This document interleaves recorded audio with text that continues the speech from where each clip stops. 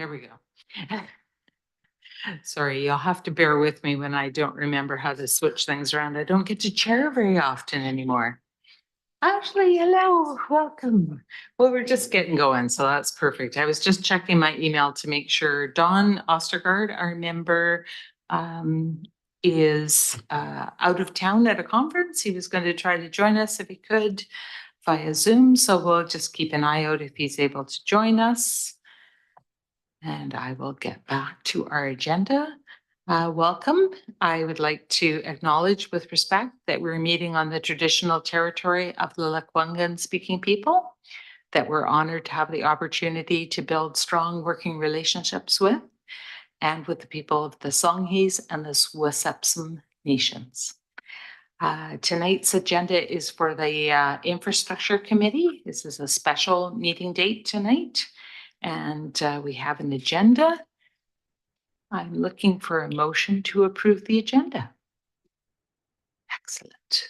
Moved by Misty. We don't need a seconder because we're at committee. Is anyone opposed to the agenda? Seeing none, that is carried. Our next item of business is the minutes from our February 13th meeting. Were there any errors or omissions that any members noted on the minutes? Not seeing any. Could I get a motion to receive? Thank you. Ashley moved it, and anyone opposed? None opposed, it's carried. Next, public participation. Anyone would like to address the committee prior to us hearing the report? Not seeing any, we will carry on. Our new business, sorry, I forgot. There's written submission, which was received prior to the agenda being published on April 18th. It's in regard to water pressures on Coalta Crescent. It's either the Capital Regional District Water Commission, or it would be the Integrated Water Management West Shore. Perhaps we should forward that to the Water Board. Oh, sorry, I'm not paying attention. Stuart. I think I tried to, there we go, shift. There we go. Thank you, Chair. Yeah, we should forward it to CRD Water, I assume, and then also note to the resident that that's what we're doing with it, and perhaps ask to be kept in the loop on what's happening, what the Water Board tells him or says they're going to do for him. It'll be useful if we just follow up to that extent. Thank you. Yeah, that's a great idea. So I'll take that as a motion to forward it to the Water Board. All right. And anyone opposed? None opposed. That's carried. Thank you. All right. Moving right along, then we just have put on the agenda the terms of reference because we made a recommendation to council. Council listened to that recommendation, and the changes that have been made are really just to add the computer is not cooperating with me. There we go. To add an alternate in case I'm not able to be there as chair and the alternate member wasn't able to be there, as has happened tonight. The alternate was not able to be here, and therefore Misty has joined us. So seems like it was a good idea, and appreciate Misty being here tonight.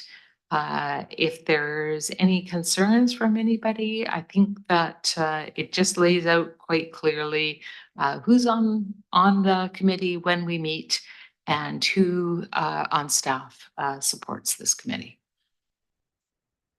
All right, I'm not seeing anyone concerned with that, so we will move along. Goodness, my computer is really laying around. There we go. Okay, our new business then, 5.1 is the that was 5.1 I just did. 5.2, the draft 2024 Sustainable Infrastructure Replacement Plan And I will turn it over to the Director of Finance. Thank you, Chair Day. Tonight, committee will receive a presentation of the first draft of the city's updated Sustainable Infrastructure Replacement Plan. Colwood Council first endorsed this plan in 2019. 5 years later, here we are. We did successfully obtain grant funding to support this initiative and this updated draft. We have with us tonight Christopher Paine, Principal with Fit Local Government Consulting. His team has drafted the updated plan, and he will be leading committee through a presentation of this plan. Tonight, we are looking for feedback from the committee. Ultimately, any recommended changes to the plans or recommendation to move this plan along for council's consideration. With that, I will turn it over to Christopher to walk us through a presentation. Thank you.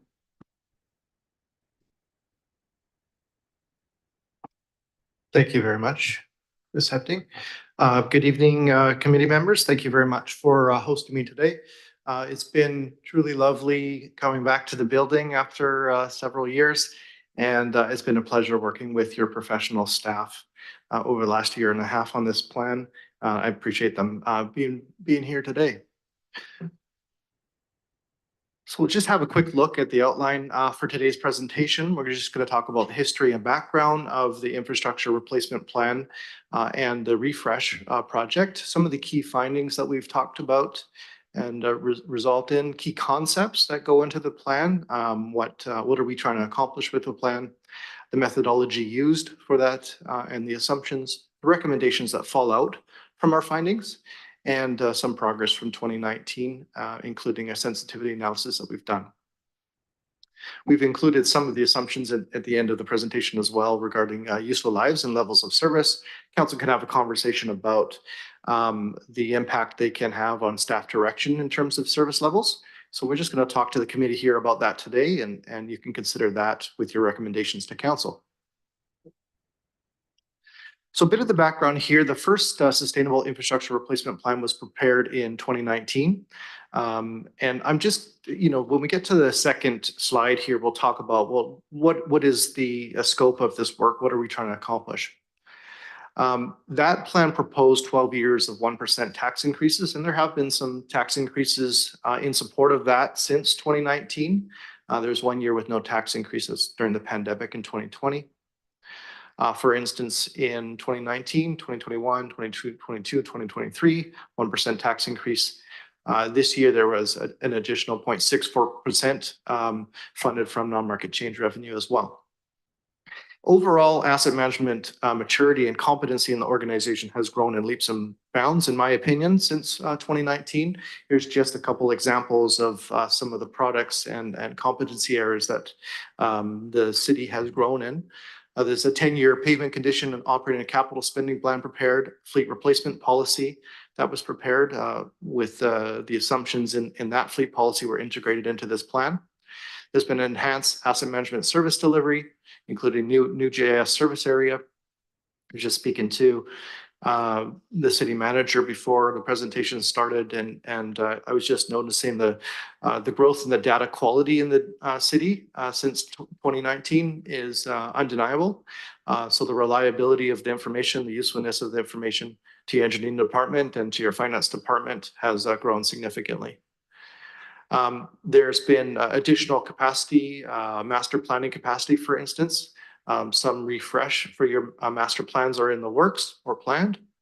There's an infrastructure accountant that's been created in the finance department. And then in 2013, there's a sewer master plan, 10-year operating capital spending plans. There's this committee was created and and there are good things expected, of course. And then in 2024, there are a couple of things that are on the books to occur: asset management software, which has been procured, and then the stormwater master plan update 2024-2025. Okay, so let's just chat a bit about what we are trying to accomplish with this plan. You'll notice in this plan that there's estimated replacement costs, so estimated spending for your infrastructure over the next 100 years. But I will note that it's not a capital plan. So you can't take this document and give it to engineering and then they go spend according to that plan. So you're not approving the spending. Really, the spending approval comes in the budget. It comes in your capital plans that are integrated into your budget. It's just an estimate of what we are going to spend. And that's to provide context on what you're going to need to fund over the next 100 years. So it's a broad context document. It analyzes your financial sustainability. That's really the main purpose of the document. So it analyzes funding needs versus existing funding and provides some options to close a gap if there in fact is a gap.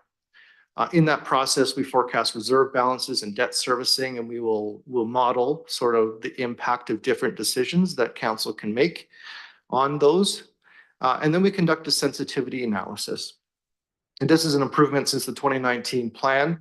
Many of the assumptions that go into preparing the spending forecasts are debatable to some degree, right? How long will your pipes last?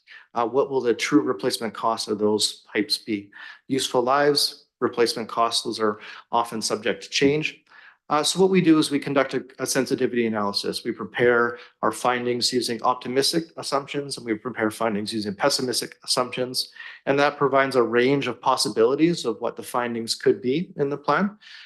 So, you know, we've prepared what we believe the findings are to the most accurate degree possible that we can. But then we've painted some broad parameters around those findings to provide a sense of comfort in terms of the soundness of the findings.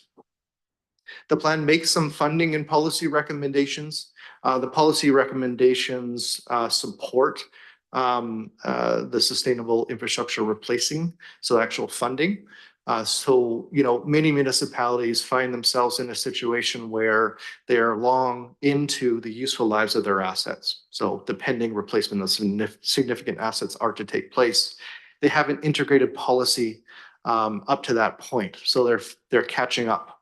Colwood's in a unique opportunity to implement policy changes early on in the useful life of the assets, which will support the sustainability of replacing those infrastructure into the long term. And then part of the work is I'll hand over the modeling database to your staff. It may be useful integrating into your asset management software, which will be implemented, and some of the modeling scenarios could be run in-house. So I'll put myself out of work a little bit there, which is fine. And then we produce the report content. I believe it's the intention of staff to prepare a professional looking report that takes into consideration the comments from the infrastructure committee. And that professional report will be published to a council agenda. So we've provided some of the report content, and then that'll change according to some input. Okay, so we'll talk just about some of the key findings of the report. Very high level. A lot of the numbers that add up to these high level numbers that are in the detail of the report. So feel free to peruse the various schedules and sections in the report. The inventory valuation for the municipality is estimated to be approximately $740 million. Much of that is about $138 million of that is land. So land doesn't need to be replaced, but there's about $600 million in assets that are depreciable. Depreciable just basically means you need to replace them in most cases. And I will say that the city's asset base, most of them are not really discretionary assets, right? You can't choose not to replace sanitary sewer pipes or your drainage pipes. There's minimum regulatory requirements, health safety requirements for that. So the city is constrained in terms of your choices in terms of replacing your assets. Where you really do have choice is what condition, what level of service you want to provide with those assets. Do you want to provide a high level of service, a mid-level service, a low level of service? And there are some, I would say, more discretionary assets. I always get flack from the recreational people when I say, well, a recreational building is more discretionary than a sewer pipe, but you have some assets that are more discretionary. City doesn't necessarily have to provide those services. Overall, the condition of your assets is very good. we estimate on average that you're 32% consumed. So that means you're 32% through the useful lives of your assets. And that's different for every asset. You know, you have sanitary sewer pipes, which are relatively new, you know, created through all the LES process since incorporation. They're very good condition because they're new, and they're on average only 22% through their useful life. So that means they still got 80% of their life left. But there's other assets that are further through their useful life. Buildings, for instance, are almost half consumed. Vehicles, the turnaround of vehicles are more frequent, so they're 66% consumed. When you take all of those averages, you're about 32% through consumed. So, to be candid, the city could ignore pending financial obligations that come with that replacement cost for a long time. And that often happens in local government across Canada until you start incurring the costs of replacing those assets. Many municipalities don't really fund reserves or proactively fund in advance. And that's a choice that can be made. Can I just ask you a question about the inventory? So when we're talking about this plan, we're talking about what it costs to keep the inventory that we already have functioning appropriately. But how do we put beside that, I guess, the inventory that we don't have that we may need? Just wondering how does that fit with what we're talking about here? Because that is a real dilemma that council is going to face between the needs for future maintenance of infrastructure versus the need for additional capacity, perhaps within the infrastructure we have. Thank you, Chair. And if I could sort of splice your question into two sort of considerations.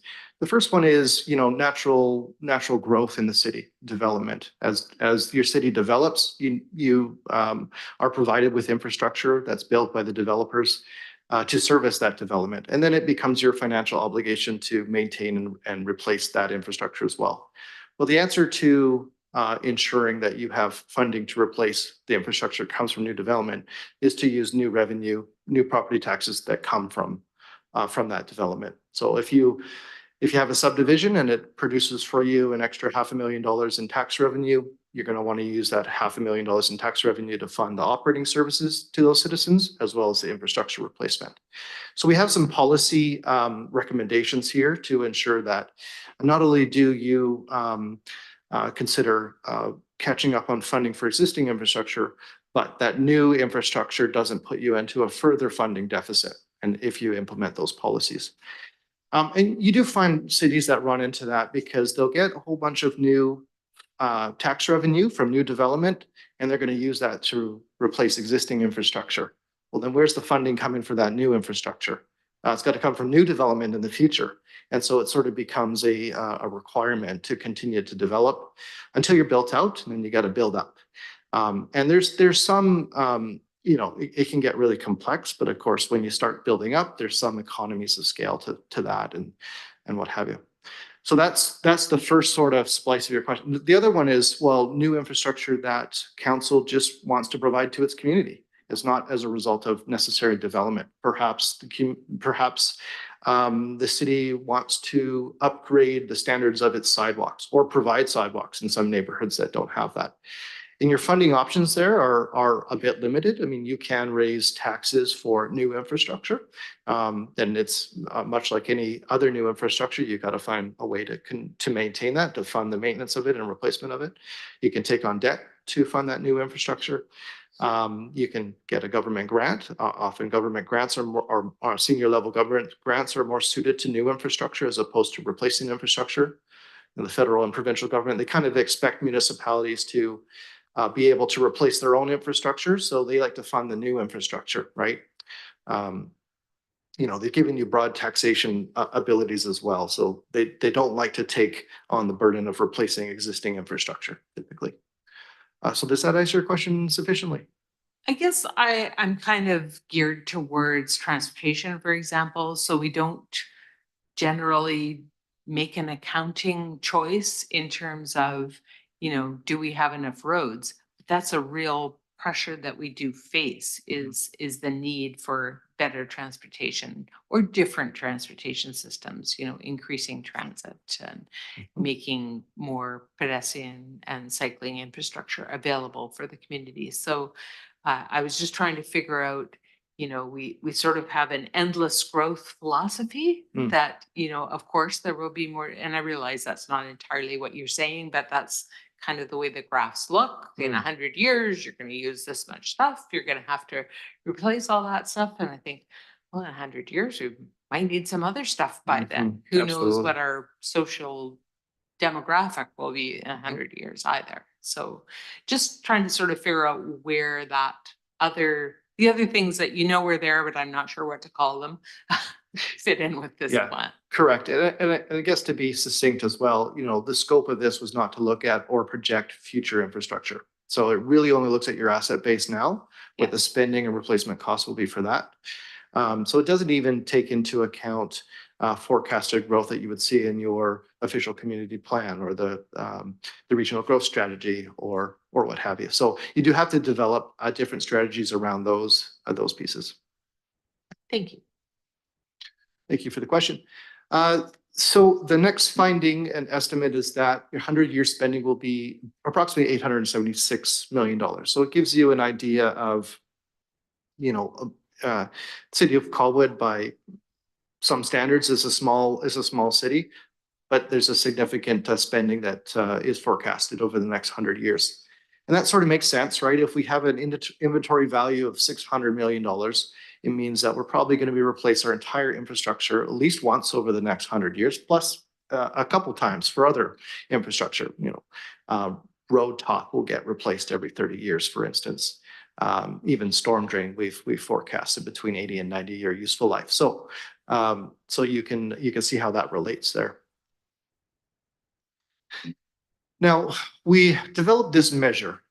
We called it in the 2019 plan, sustainable funding, sustainable annual funding, which can be interpreted in all sorts of ways, unfortunately.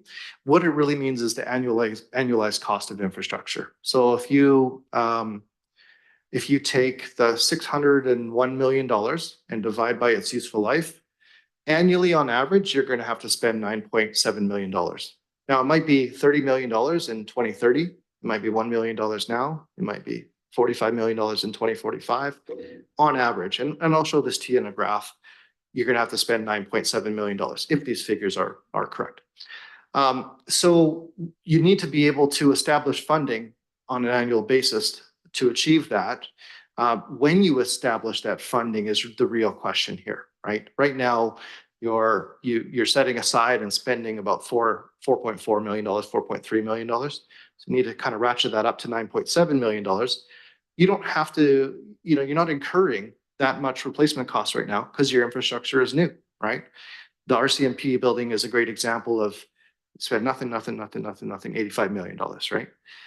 So if you want to save in advance and sort of smooth out the cost of that to the taxpayers, you save in advance over its useful life. In reality, there's not a single municipality that I know of that achieves the annualized cost of infrastructure target early in its infancy, right? In the infrastructure infancy. You just kind of forced to have to pay for it when the infrastructure comes due. And usually it's through debt. Again, the RCMP building is a good example of that. So Colwood has the opportunity to get ahead of that, putting money aside now, smoothing that tax cost over several generations, and earning investment returns in advance. So that defers what would otherwise be tax costs. I think what council and the committee needs to consider is, well, what's equitable, right?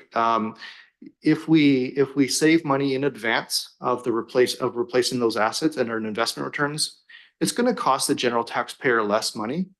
But should the taxpayer that is funding that now, is that fair or not?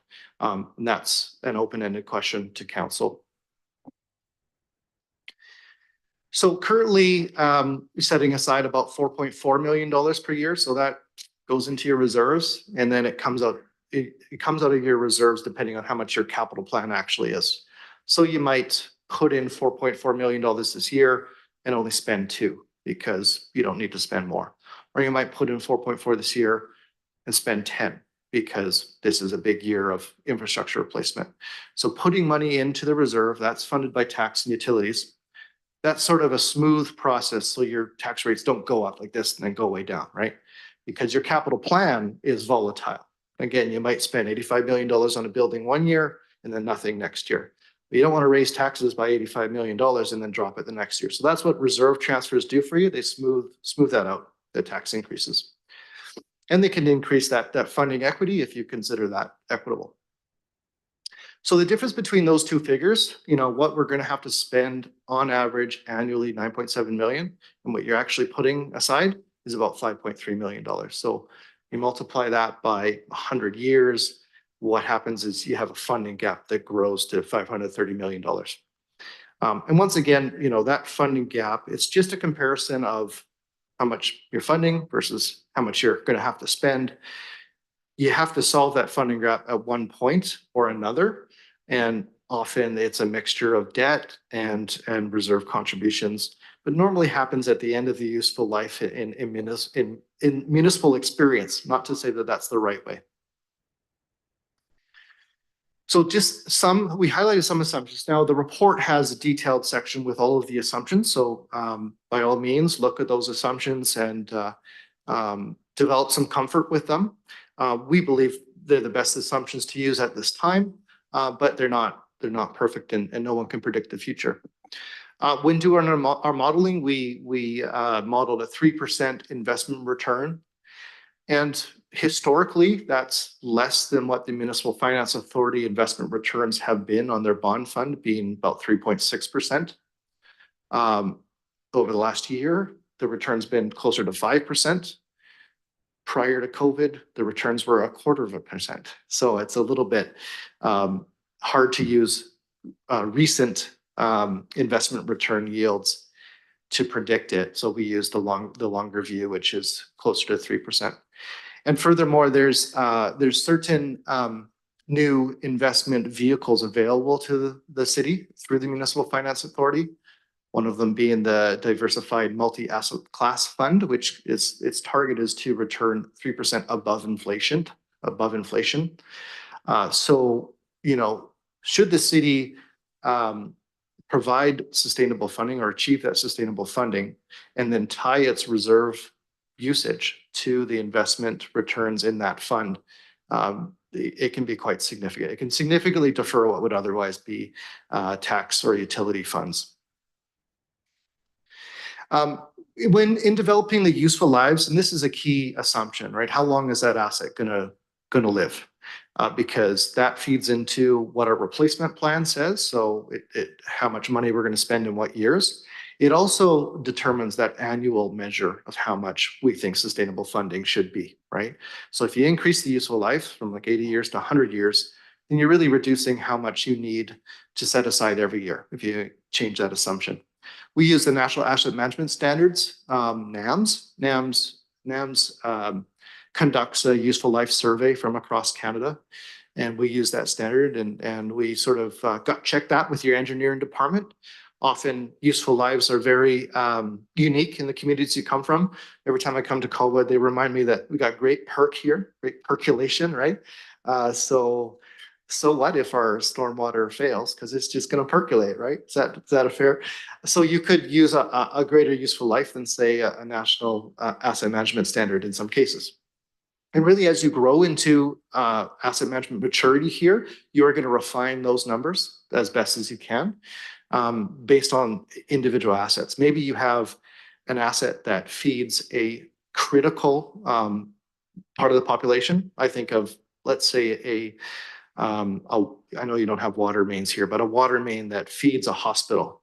Well, you want to make that useful life a bit smaller than what you would typically, because you really don't want it to fail, right? You want to take less risk. So you're going to choose a useful life of 60 years instead of 80 years.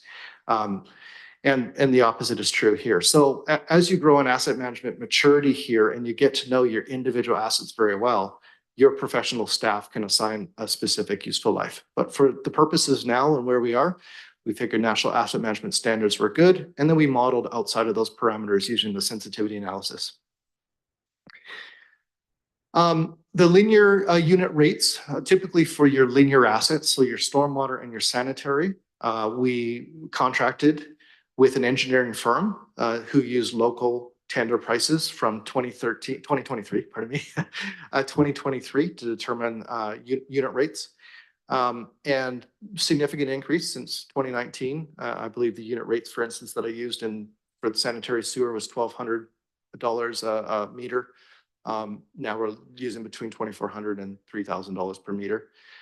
And I know these unit rates are reasonable, having worked for the district of Oak Bay and seen the actual dollars over the last couple of years. $3,000 a meter is reasonable. So that's what we use for unit rates. And then most recently, your building department provided some unit rates per square foot for the buildings. And then we also had the engineering firm put together tender prices for per square foot for pavement. So here's the inventory sort of by proportion. It's kind of interesting to get to know like how much of your value is in each of your assets. You see the majority of the replacement costs for your infrastructure is in roads, 32.5%. Over the next 100 years, you're projected to spend about $376 million on roads, which is about 40% of the total spending. So although it's only 32% of the entire infrastructure replacement costs, you're going to spend about 40%. And that's because you're replacing the components. You're replacing the top every 30 years. So it's got a more frequent useful life. And then you've got drainage, sanitary sewer. So I always tell municipalities, if you're going to do anything at all, go and value your road, drain, sanitary sewer, and water. And that'll quantify 90% of what your replacement cost pressures are going to be over the next 100 years. And that's the case here. You're looking at over 70% of your assets are in those three infrastructure categories. So in terms of inventory condition, you can have a look in the details of the report. Again, it provides a bit more detail, but you can see here your sanitary sewer about 22% through their useful life, 22.6, and the roads are 34%. So again, just emphasizing that you've got really young, good condition infrastructure. And so what your citizens are experiencing right now is a pretty high level of service. They're enjoying roads. Again, I was talking to your city manager before this began about Oak Bay's PCI score and pavement condition index score, which is much lower than Colwood's, but still nationally it's higher than the national average, believe it or not. And so what happens is councils make funding decisions every year by year, they make a funding decision. And often it incrementally erodes the level of service. So if you enjoy the level of service, the PCI score that your citizens have right now, you need to ask your staff, well, how much does it cost to maintain that? Or maybe we don't want to maintain that score because of financial pressures, then what PCI score can we get for a little less money? But otherwise, you're kind of driving blind a little bit. Every year you chip away at the budget a little bit, PCI score drops. And then 2 generations from now, there's potholes and capital maintenance costs are higher. Can I just ask you a question about the roads, particularly because I remember making decisions like that quite a few years back in Colwood about whether or not we would do overlays on certain roads. And what came out of that discussion was that actually some of our roads are pretty amazing because the pavement could be in very poor condition, and did not result in significant changes to the underpinnings of the road. Like other than needing new pavement, it was still in pretty darn good shape.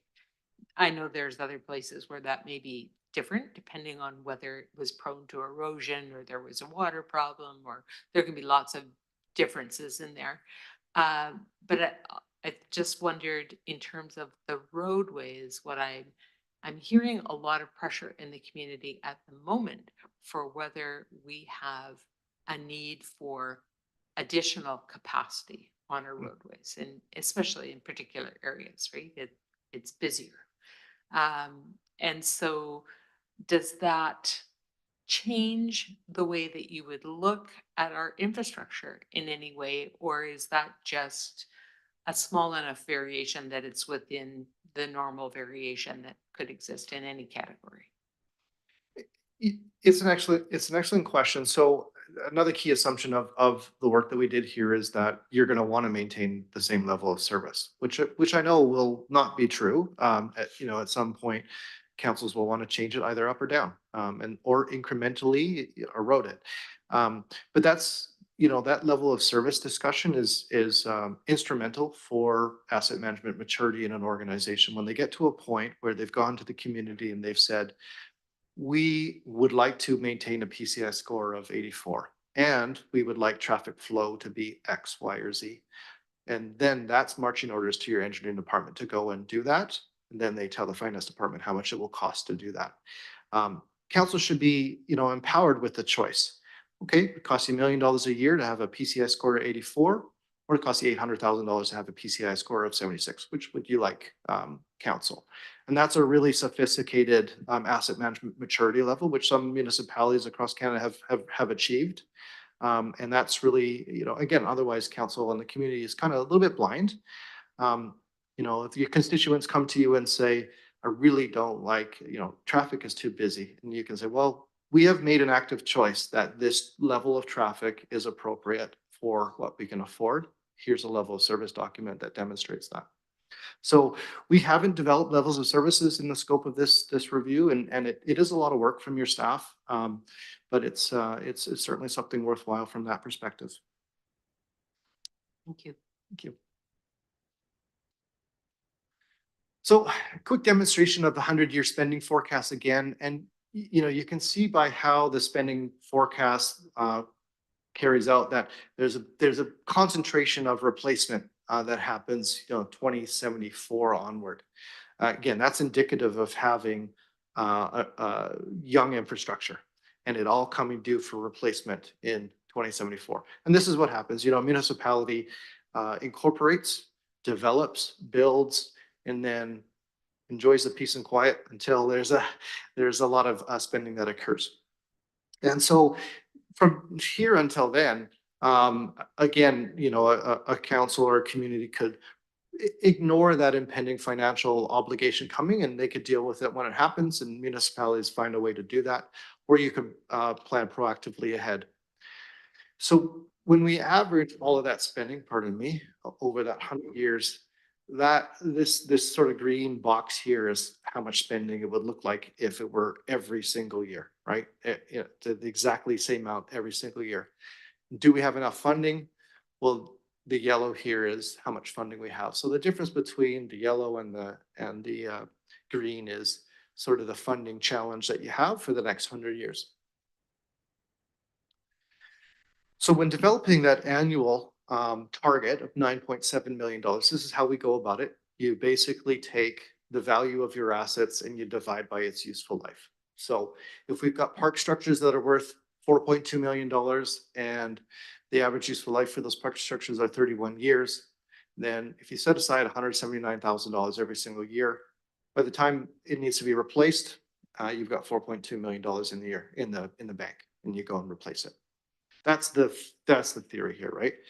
Now you can fund that. I'm just using the top line again, $179,000, 100% with taxes.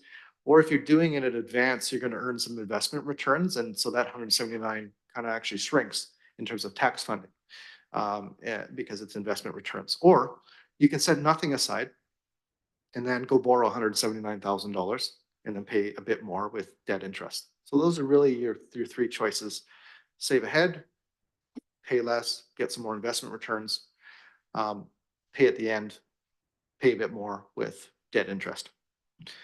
And there's typically a balance there. So $9.7 million is the target that we've developed in the plan. about $2.7 million of it could be funded by investment returns on average over the next 100 years. We'll talk about that a little bit later on in the presentation. I kind of already just said this in the last slide, so we'll just skip through it. This is sort of another demonstration of how it is. You know, the red line is your accumulated funding, right? So your reserve balances, that's your forecasted reserve balance. And with all the spending that needs to occur 2070 onward, that reserve balance just continues to go negative because you don't have enough funds to replace the infrastructure that's coming due. Now, if you started setting aside $9.7 million, that's our target, you get this green line here. You see how the reserve balances stay positive through the entire life cycle of the assets. And the difference between those two figures, that's your 100-year funding gap, $530 million.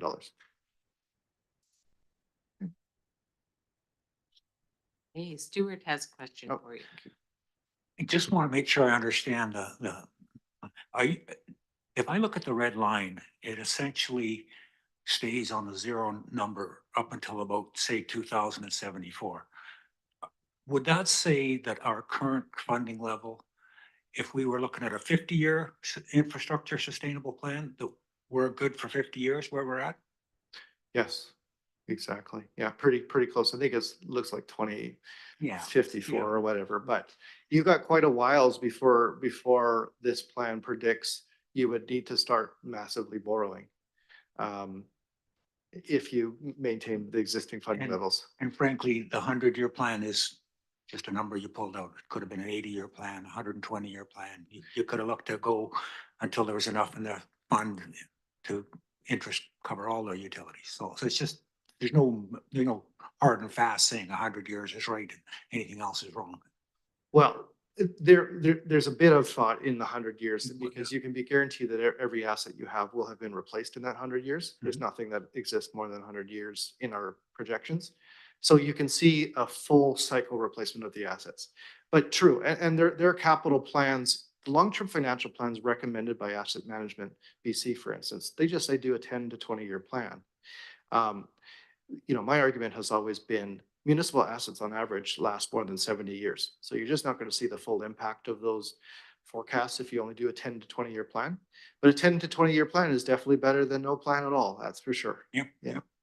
Yeah. And so you really do have the luxury. I have to emphasize that the city of Colwood, your infrastructure is new. It's in good shape. You don't have to do anything. It does become more expensive for, you know, the next council, the next council, the next council, or the next citizens.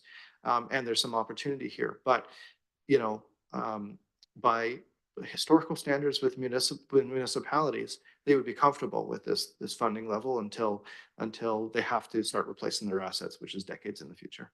And so I guess while I've got the mic on, if I could back up a little bit, you use the 3% return on money, and that's post-inflation. That's inflation plus 3% is what you think the city should be able to achieve on its reserves? No, good question. And thank you for the clarification. So the 3% is just straight 3% on whatever principal you have. The inflation, how we integrate inflation is much differently. We have a policy recommendation to increase your transfers to reserve annually by your cost index increase. Talk about that a little bit later.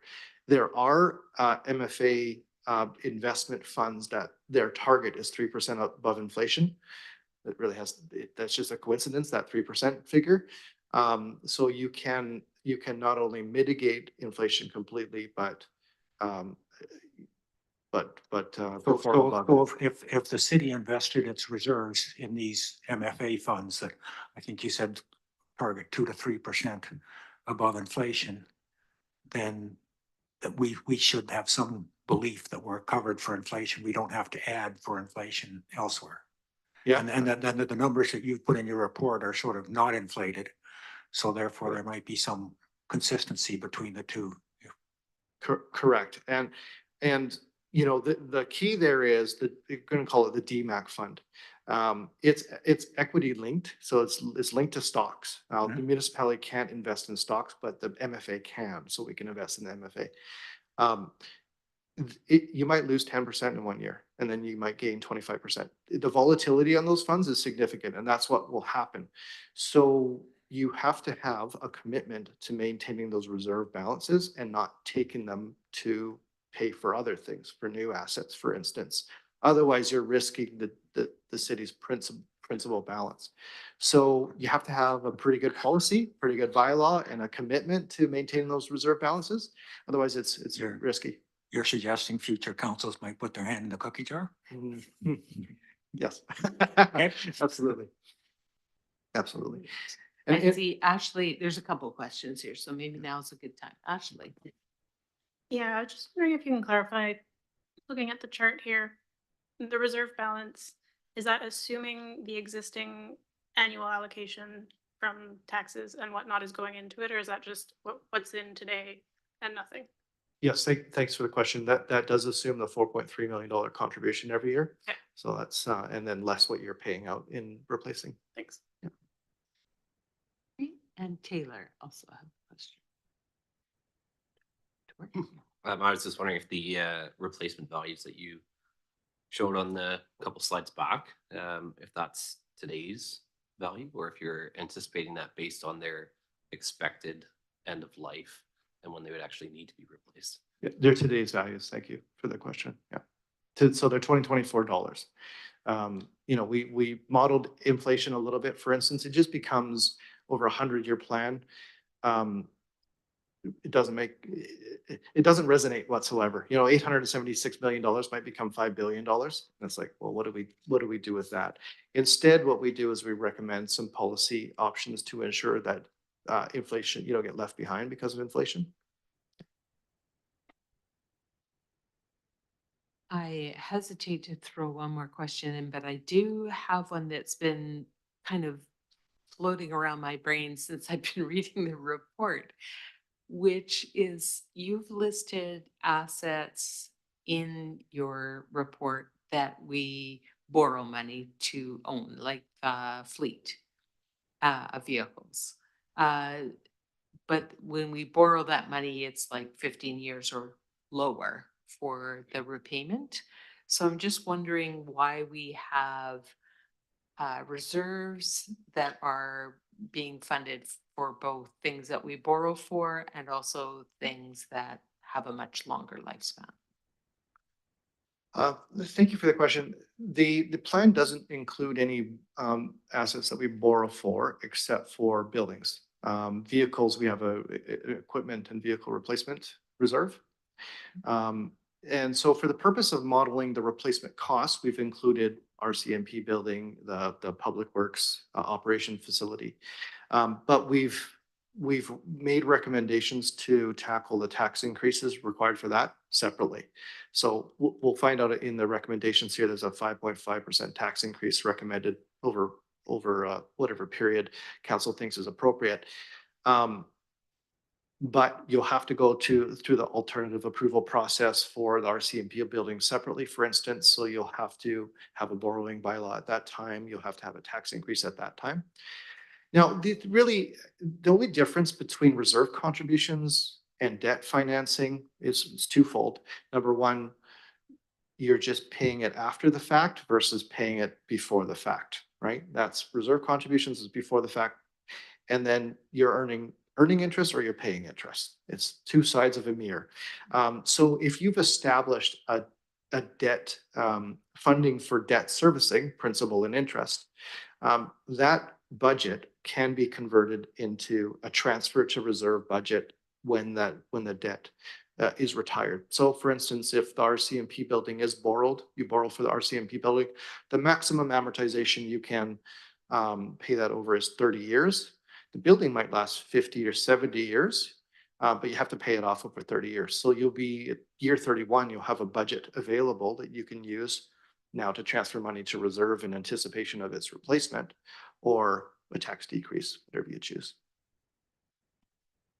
Chris, if I may, just to add a little historical context there, it's been about 8 years since the city has financed any fleet or equipment. And certainly with the endorsement of the first sustainable infrastructure replacement plan, we no longer finance for equipment or fleet replacement, and instead use the reserves that we're building up through these strategies. For Colwood, within the next 18, 24 months, the debt outstanding will be related entirely to our sewer infrastructure. And then, of course, our council is well aware of the processes underway for both the Public Works Operations Facility and the RCMP detachment, and that would be where we would have additional debt financing on our books within the 5-year financial plan. Thank you. Thank you for that clarification. So investment returns, will just sort of demonstrate the power. Like, this is a concept graph. It's not any modeling specific to the city here. But in this example, what the assumptions are is that you've got a piece of infrastructure that's going to cost $100,000 to replace and has an 80-year life. And if you're able to return a 2% return on investment through that useful life and set aside equal contributions to the reserve over its useful life, you really only have to set aside 40 cents on the dollar. And then the cumulative investment returns over the life of the asset, depicted here in orange, will pay for 60% of the asset. So the purpose of this graph, again, is just to demonstrate that investment returns can be a powerful tool to reducing the tax impact. Typically, again, I've never seen a municipality that right from year zero start setting aside funds in a reserve for the replacement of that asset, except for vehicles. We do that for vehicles. So it's completely hypothetical. If you're in the city of Colwood's shoes here, you would, start setting aside your reserves probably year 25. That's really the decision point that you're at here. So you wouldn't return as much cumulative investment returns. Again, really what I want you to grab from these two slides here is investment returns can be a powerful way to defer what would otherwise be tax or utility funded contributions from your citizens. Again, the question is, what's fair, right? Should a citizen now be paying for the replacing of an asset 20 years from now? There's arguments for and against that. I'm happy to hash those arguments if you wish. And so, here, and sorry, there's a little typographical error. I apologize for that. The 9.4 should say $9.7 million. That's the $9.7 million we've referred to as the annual sustainable funding. You can see how the current funding being in blue, if you bolster it with the orange, then the purple is where the investment returns take off for you. So, we've modeled between $230 to $340 million in investment returns, depending on where your funding levels end up over the next 5 years. So you don't have, if we have that $9.7 million target, you don't have to climb all the way to the top of that target with tax increases.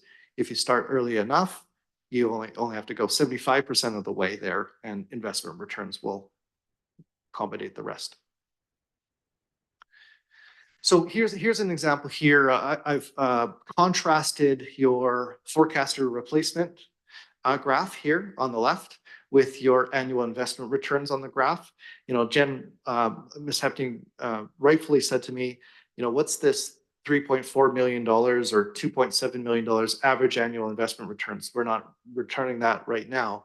And the answer is, well, no, if you accumulate reserves, because you're not replacing your assets too often right now, you'll have larger reserve balance in the future that will accumulate investment returns. So over the average of the modeling, it's $3.4 million, but in some years you can earn $6 billion. In other years, when your reserves are low because you've replaced a lot of your assets, you're earning $1 million a year. And right now, your reserves relative to the value of your assets are low. And that's not to say that relative to your peers, they're low, but just relative to the value of their assets, they're low. So we have some recommendations that we'd like to go through here for consideration. The first one is to implement a 12.25% increase to utility fees each year for the next 3 years. That's a total cumulative increase of 36%, which is a significant increase. I will say again, the time frame in which such an increase is implemented is at the purview of council. And also, don't forget that your sanitary sewer is 22% through its useful life, meaning there's a lot of life left in those assets before they need to be replaced. So you've got a long runway in terms of achieving a sustainable funding for your sewer. Does flashing green mean there's a question? Yes. Thanks. Again, I just want to make sure I understood that. So the utility fees would be the sewer usage fees. And what you're trying to do is stock up the reserve funds to replace those when they come due. That's correct, absolutely. Thank you. Yeah. Thank you. Yeah, and the reason why, large increase here is because historically, the city has funded the construction of its sewer system through local area service. So that's debt and is paid back through taxation. And so, the city hasn't really established a fund to replace those because the assets were just built. Again, you don't typically consider replacing things 80 years in advance. That's quite progressive. So that's why, the increases start, we'll talk about 36.75% cumulative. The next recommendation here is to increase property taxes by 5.5%. And it's important to note, you will not fund the replacement of your RCMP building or the Public Works operating facility with that increase. So you're really going to be considering those tax increases separately through the alternative approval process to get debt. We don't have enough in the reserves to pay for our contributions to those at this time. So that kind of forces your hand in terms of either steeply increasing taxes or funding with debt and paying it over the debt servicing. So, we're estimating, and I know there's a range here of estimates. RCMP detachment building is basically a 6% tax increase. 4% of that is to pay debt interest. The 2% would be principal approximately. And then the Public Works operating facility is about 2.73%. Another option here, it doesn't have to be addressed in the recommendations here, but just something that the CFO and I have discussed is the debt servicing costs for those buildings. You could fund some of that with non-market change revenue, some new taxation revenue. It makes sense in terms of, you're expanding that facility due to growth, so you can use property taxes that is due to growth to help fund that debt servicing. So the city might not incur that much of a tax increase in order to fund it when that decision comes before council. So 5.5% is recommended for the remaining for the remainder of your infrastructure. And if the modeling indicates that if you increase your taxes by 5.5%, you'll have sufficient reserve balances to earn significant investment returns over the life of those assets. And replace all those assets when they come due for replacement without debt. One of the key assumptions here is that you're only using your infrastructure replacement reserve to fund infrastructure replacement, right? So you're not using your infrastructure replacement reserve to fund new infrastructure. The way that the infrastructure reserve is funded now, it's actually unconditional. It's not, correct me if I'm wrong, but it's not in a bylaw. It's the Sustainable Infrastructure Reserve is not in the bylaw. Correct. Correct, right. So the bylaw is what constrains the use of funds. So if it's not in a bylaw, it's only constrained by council discretion. So if council at some point in the future sees a reserve balance that's available, they could use it for new infrastructure. And then that would reduce the principal balance that you could earn on investment returns. And therefore you would need a tax increase at some point in the future to fund that difference. Okay, Ashley. Just wanting to clarify on the bylaw piece in the report, it said that the Sustainable Infrastructure Reserve Fund is established by the financial plan bylaw.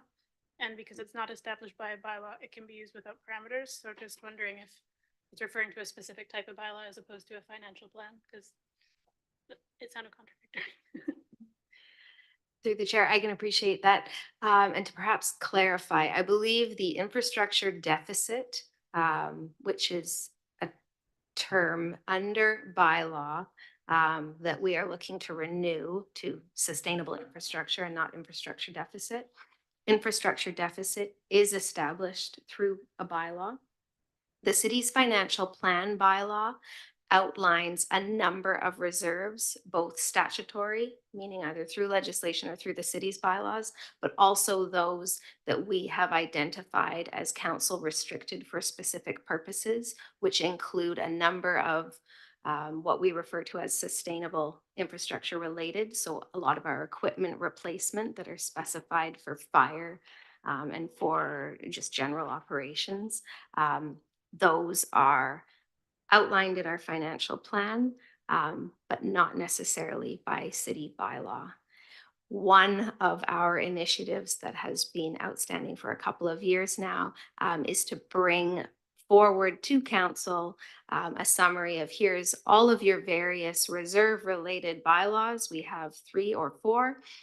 Here's what we are proposing to better align with sustainable infrastructure plan policy as well as financial plan policy recommendations, and to really get those bylaws cleaned up in a sense. Between the city's financial plan and then our annual financial statements, that's where we outline both our statutory and non-statutory reserves.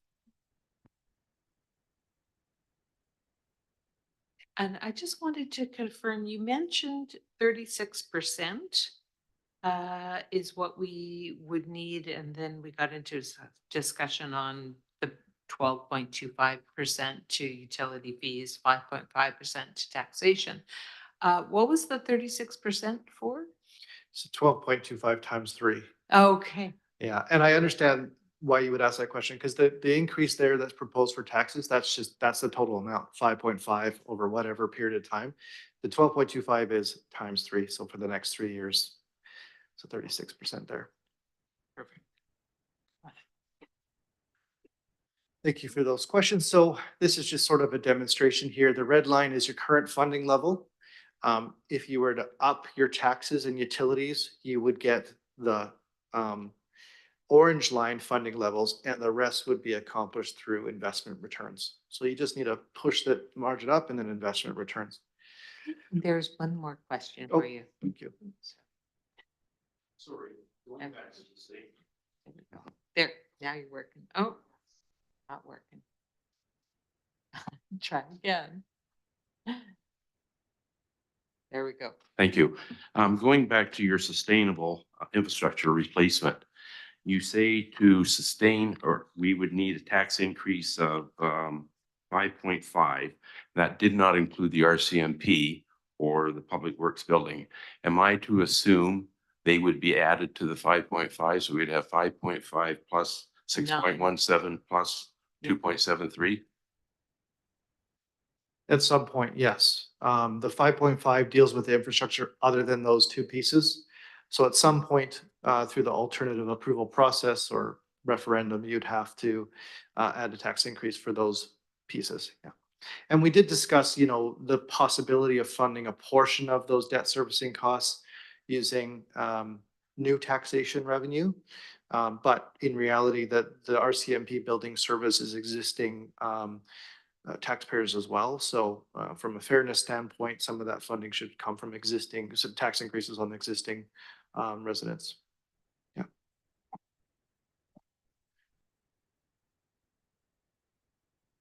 Okay, the next recommendation relates to your inflation. And I'm just going to use an example here. What we're saying is increased infrastructure replacement for forced growth annually. I'll tell you what forced growth means. And probably not until after you've implemented those 5.5% increases is what staff are recommending. But I'll provide an example of why this matters. So one of the leaders in our region in terms of sustainable infrastructure replacement plans was the District of Saanich. I think back in 2009 was when they did their first 1% per year for 12 years or so. And they just recently went back and did a refresh. Now you guys have done a refresh much quicker than they did. They did it after 12, 15 years or so. And they found, of course, that the replacement value of their assets had gone up quite a bit because of inflation. So the 1% tax increase every single year, it became less relevant as inflation took over a bit. Now, in terms of closing their funding gap, they still made good progress. But they never achieved that sustainable funding after 12 years because they didn't adjust for inflation as they went by. So $4.3 million this year, let's assume that that's your target and that's what you wanted. Next year, the cost of your infrastructure replacement goes up. You should really be increasing that by the cost index related to that infrastructure. So if your sewer pipes unit cost is $3,000 this year and it goes up a 1%, what is that? $3,300 should be a unit cost that you use next year to estimate your replacement costs, and you pass on the tax increase to do it. Now, what we're talking about in the recommendation, the 5.5%, that's 5% of your entire taxes. Your transfer to reserve budget, which is what this $4.3 million is, it only represents a small portion of your entire taxes, less than 30%. So if you increase by a cost inflation factor of 3%, you're looking at like a 1% tax increase, for instance. So the recommendation here is basically don't let inflation put you behind with your progress. Now, I will say though, if you ignore inflation and you increase taxes by that 5.5%, you will make significant progress closing that funding gap despite inflation. Even when you look at COVID, which had significant impact on inflation for infrastructure replacement, the pace, a 1% tax increase goes a long way to funding your infrastructure funding gap. So, I wouldn't be too concerned, but if you don't want to fall behind at the pace that you envisioned, you're going to want to implement this recommendation. Staff are recommending that you basically don't worry about this policy until you've closed that gap, and then make sure you keep up thereafter, right? And I would concur with that. If you increase taxes by 5.5% over a short duration, 1 to 3 years, then you might encounter 8-9% inflation between now and then. You'll still have a pretty relevant sustainable funding level. But if you increase taxes by 5.5% over 12-15 years, inflation will have quite an impact on that funding gap. So it really depends on the duration at which you decide to increase taxes by.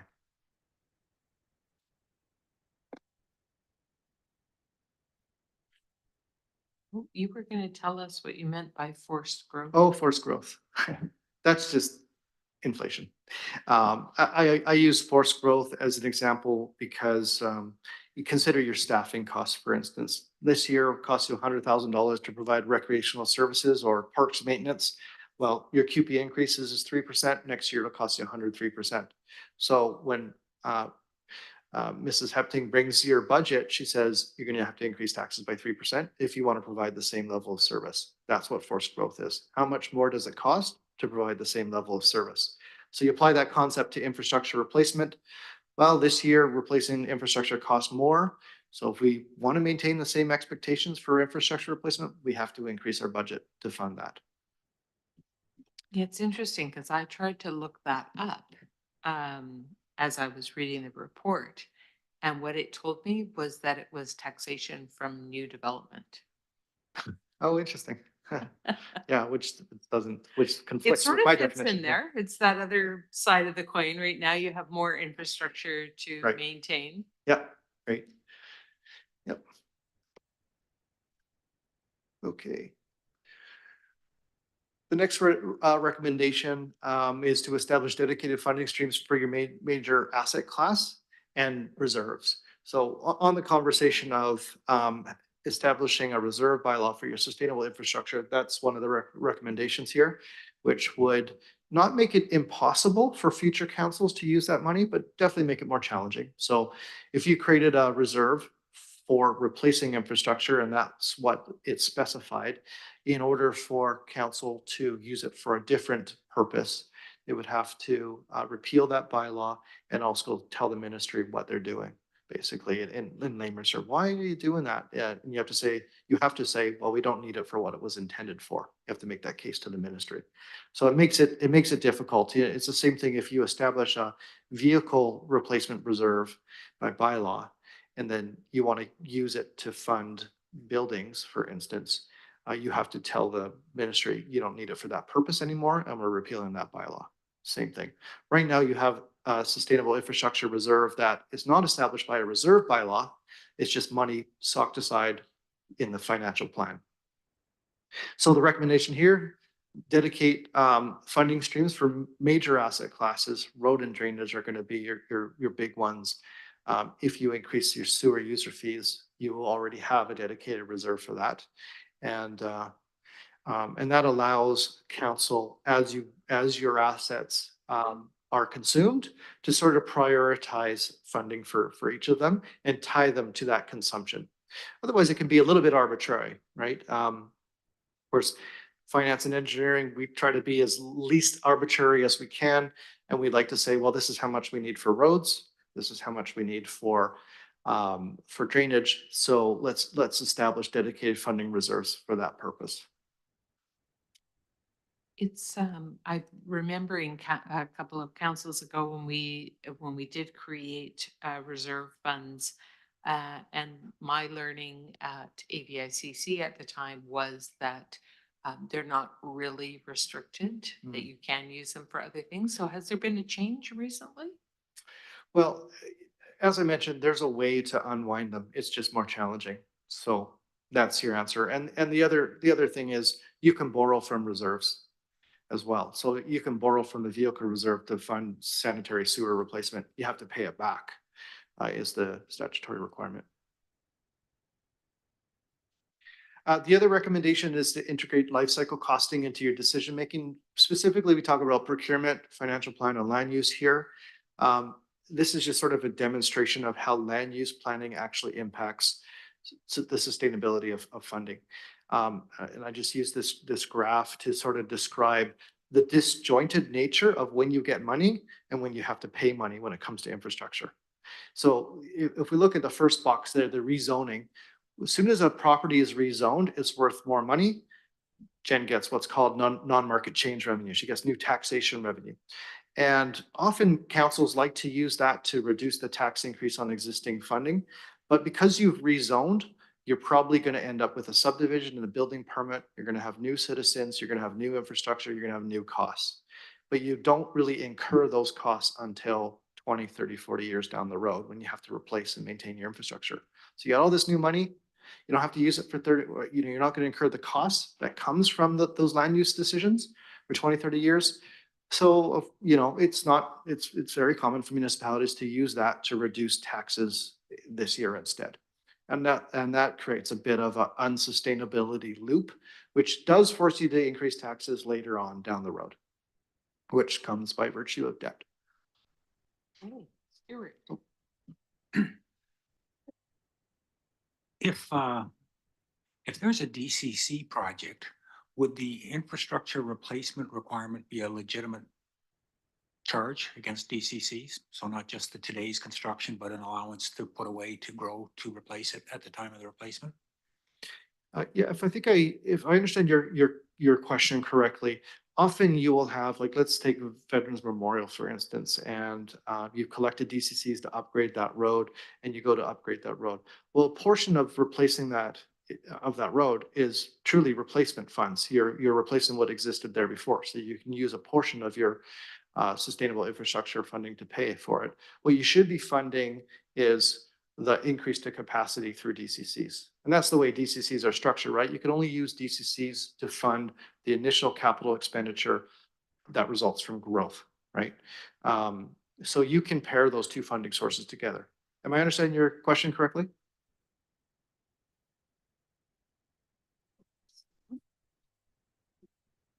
I think not quite. Again, I was thinking that the funding for a DCC project that's, yeah, maybe replacing something that's there, but it's also initiating of future funding to replace that asset or to upgrade it. And I'm just wondering whether an allowance in the reserve fund to fund the replacement 30 years down the road, say for the topping, could be included as part of the initial DCC calculations when you figure out what the costs are going to be and divided amongst the growth.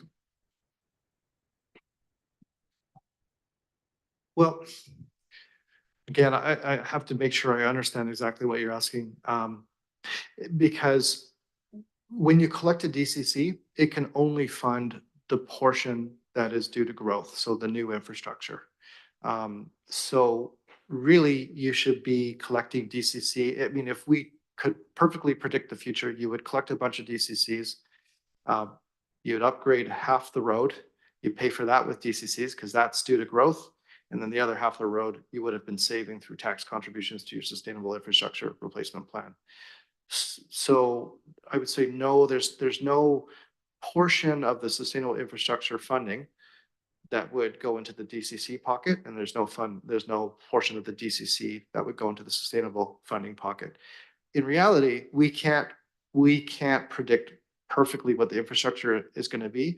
So sometimes you end up over collecting for DCCs or under collecting for DCCs, in which case one is subsidizing the other.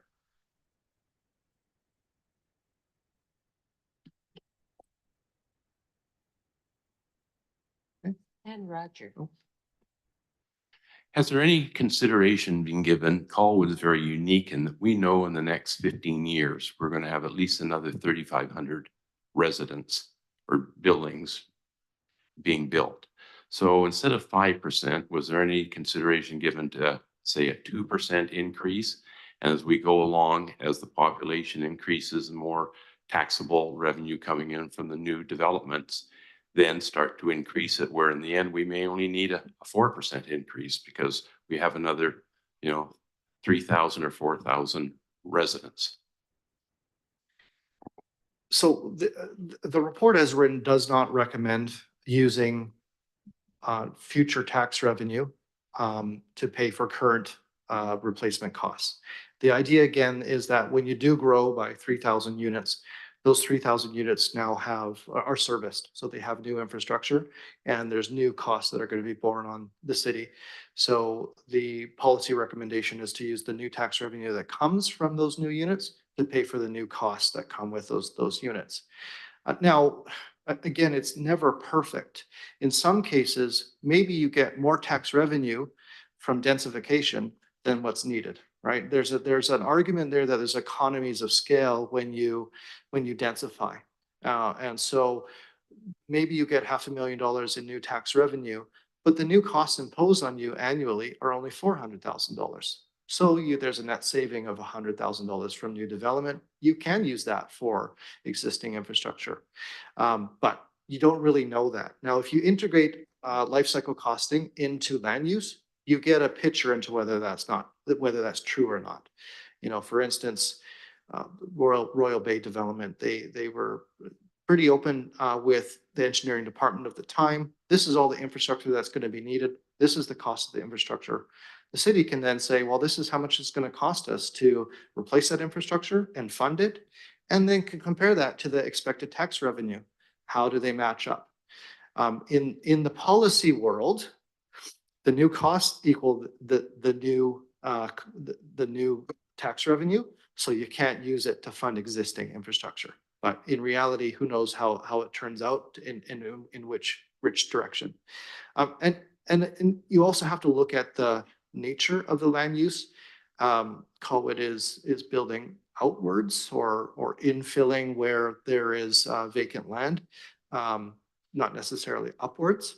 So typically that creates a higher infrastructure cost per unit because it's wider, right? So, not a complex answer to your question. There's no simple answer to your question.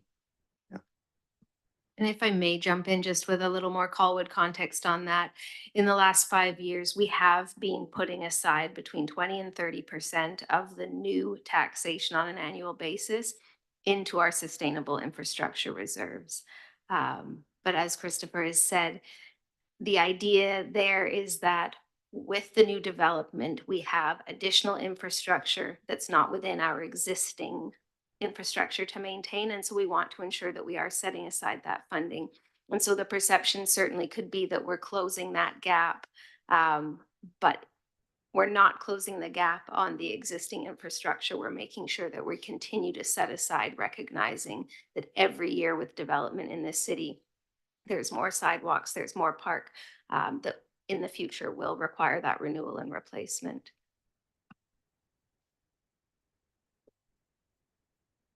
Okay, thank you for the question. So The other recommendation here relates to investment returns, and is to align your long-term cash flows with your investment horizon. So, you know, if the council of the day and the subsequent council do you know, commit to this principle of funding in advance to some degree, it gives the CFO some certainty around how much funds will be in the reserves. And as a result, she will know, will she have enough funding for the infrastructure that's being recommended, the replacement by the engineering. And that allows the CFO to have a certain level of certainty in terms of how much funds they can put aside in a more risky but higher yield MFA fund, you know. So, you know, I was a previous CFO for the District of Oak Bay. Our infrastructure forecasts were, we're going to need to replace all our infrastructure like now, right? We had $1 billion that we needed to do, and 300 million were past their useful life. So am I going to have a healthy reserve balance? No, we're going to be spending that money as quickly as we can, as our engineering capacity allows. So I could not take any of those funds and put them into the DMAC fund, for instance, because I could lose 10% next year and it would not recover in time for when we needed those funds. However, if you have a council that has infrastructure that is young like Colwood, and a council that commits to this sort of principle, it would give your CFO some certainty that those funds could be put aside in a more risky investment return vehicle. And if you lost money initially, it would return after 10 years. And there's lots of cycles like that. You know, they launched this DMAC fund, the next year it went down 10%. But they said that could happen and will happen. There will be economic cycles, and then another year it'll be up 25%. So you can't have councils panicking when you do lose money. They actually make the municipalities, you know, sign an agreement that they won't take out the funds in a certain number of years, and they understand the risks. And you know, they the finance folks in the investment world, they work in a in infinity of time. They always say, you'll always get the money back, right? But that's not politics necessarily. So lastly, I just want to talk about sensitivity analysis. Really, the sensitivity analysis that we conducted was to bolster the credibility of the findings in the eyes of the user. So what we wanted to do was validate broad findings. You'll notice we have some pretty specific findings. Like we say, you're going to spend $876 million over 100 years. We know that's going to be different, right? It's going to be more or less. But is it reasonable? If we change some of those assumptions, does it become $1 billion? Does it become $600 million? Because that really does impact the sustainable funding figure that we're recommending you target, and which will impact tax increases. So if we're way wrong, then you may be increasing taxes unnecessarily. Or if we're way wrong in the other direction, there's much more of a tax increase that's necessary. So we apply broad parameters to see if what we believe is as correct as we could be with the information we have, is that reasonable? So here's what we did, for instance, in scenario B, the middle column here, that's the plan findings. That's what we used the best assumptions that we could, the best information that we can. And with that, we would determine that the replacement cost of your depreciable assets are $600 million. And your sustainable annual funding is 9.7. That's an annual funding gap of 5.1.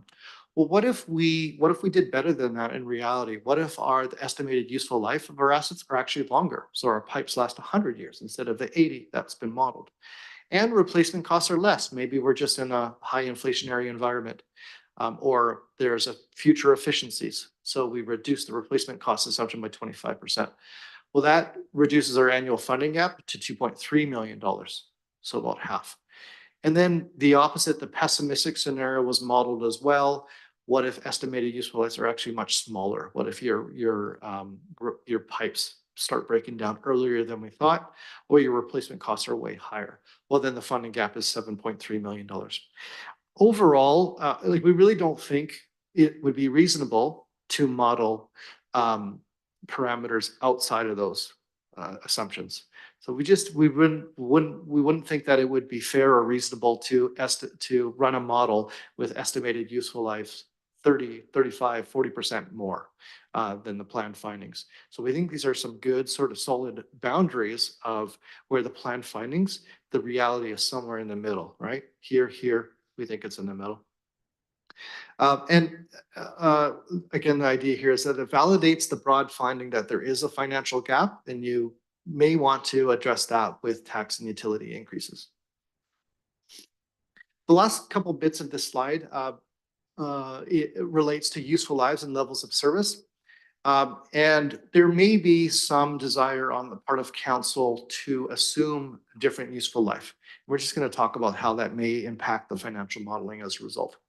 Now, useful lives, I just want to sort of define what does useful life mean. It's different than physical life. They sound the same, they're not the same. I'll use the water main as an example again. You may have a water main that is probably going to last 90 years. Do you want to use that water main right up to the point at which it ruptures, right? Most councils will say no. Some councils say yes. Because if you use that water main up to when it ruptures, you are guaranteeing a water break and you have to deal with the water break. So engineers, they say, we like to choose a useful life that mitigates the risk of that rupture. Let's choose 80, 90% of that useful life. So we've assigned useful lives in accordance with NAMs and the various policies that you have. So choosing a useful life, it reduces or increases risks, and risks relate directly to level of service. So if your level of service to your community is, we want to reduce almost to 0% the chance that you will have a water main break. I know COA doesn't have water mains here. Then you're going to choose a useful life that's lower.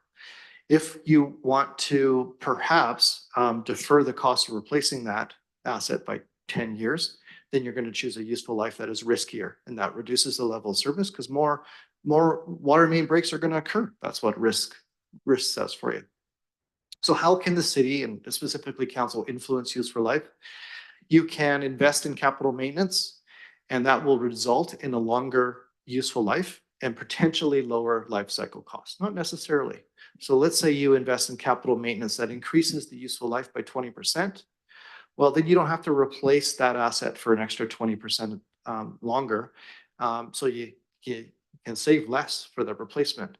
But some assets at the end of their useful life, they cost more to maintain than is worth it. A vehicle is a good example, right? There's a threshold where if you continue to not replace your vehicle, you're spending way more on fuel inefficiency, on mechanics and parts than if you had just bought a new vehicle, which is why you've got a great fleet policy, which recommends a useful life that finds that perfect life cycle cost balance. I believe it's like 12 years. So, you need to model life cycle cost by asset. You could allow service levels to decrease by utilizing the asset beyond its useful life. So again, we talked about this. I think, this has happened in Oak Bay in many cases where we're finding that the drainage infrastructure has failed. And as a result, it's degrading the subbase of the road. And so choosing to defer maintenance and increasing the useful life of that asset has increased actual life cycle costs for other assets. So there's some indication there. So this is just sort of an example of that. The black line is do nothing and it deteriorates quicker. Then there's some preventative maintenance if you choose to do that, and you can really extend the useful life of that asset and hopefully reduce the life cycle costs a bit. So here's an example of how useful lives impact level of service. It's not just about saying, okay, staff, we want to pay less, so just assume a higher useful life. First of all, you can't affect reality. So whatever happens to the road is going to happen to the road, regardless of what council says in terms of what the useful life should be. But you can peg it to a level of service. We talked about this at the beginning of the presentation. PCI score is a great one. If you say, well, we want to achieve or maintain a PCI score of 83, In order to do that, we need a useful life of 30 years to replace the top. Well, then the average annual cost would be $10,000. Or you can say, actually, we want to reduce the PCI score because it'll save us money. So let's replace the top layer of our assets every 35 years, reduces the average annual cost to $8,500. But your community has lower standard of roads. Council can make that decision fully within the governance realm. And those questions should be posed to your staff. What typically happens is this conversation. We don't want to increase taxes. How can we decrease taxes? Cut a little maintenance here. There's actually no conversation around level of service. Slowly levels of service is impacted, right? And then you have some members of your community that are okay with that and some that are not. We talked about increased useful life for vehicles. This is an example where increasing the useful life actually increases life cycle costs. Maybe not now, but it will increase to the taxpayer. We already discussed that example, so I'm just going to whiz by it here. So will increase in Colwood asset useful lives reduce life cycle costs? We really don't know. You have to ask for each asset class. You got to ask your engineering staff. And again, a great example is your drainage, right? Great perk. You know, I could say generally, you want to maintain your stormwater assets, preventative maintenance, increase that useful life, reduce the life cycle costs. But if conditions here are unique, maybe you increase the useful life. It has no measurable impact to your level of service, and it will cost you less. That could be a question you could ask your staff to investigate, and that happens through the level of service discussion. So, you know, we recommend that you ask staff. That's basically what the recommendation is for that one. So on this last slide, we've got some potential resolutions. And I am to understand there are some potential changes to the wording of that, but that's there for your consideration. I thank you very much for your time. I'm not here for any further questions that you have. Thank you. All right, Ashley. Yeah. That was loud. After listening to everything, I'm having a hard time understanding the rationale to not apply inflation to the construction costs. Recognize that when you start forecasting 50 years out, it's going to get really expensive. But if the investments aren't accounting for inflation, the expenditure in 2075 is going to be much more significant than what those graphs show. So from my point of view at this point, from what I've heard and read, I feel like looking at that escalation for construction cost increases is important, personally. You're still going to be here in 50 years?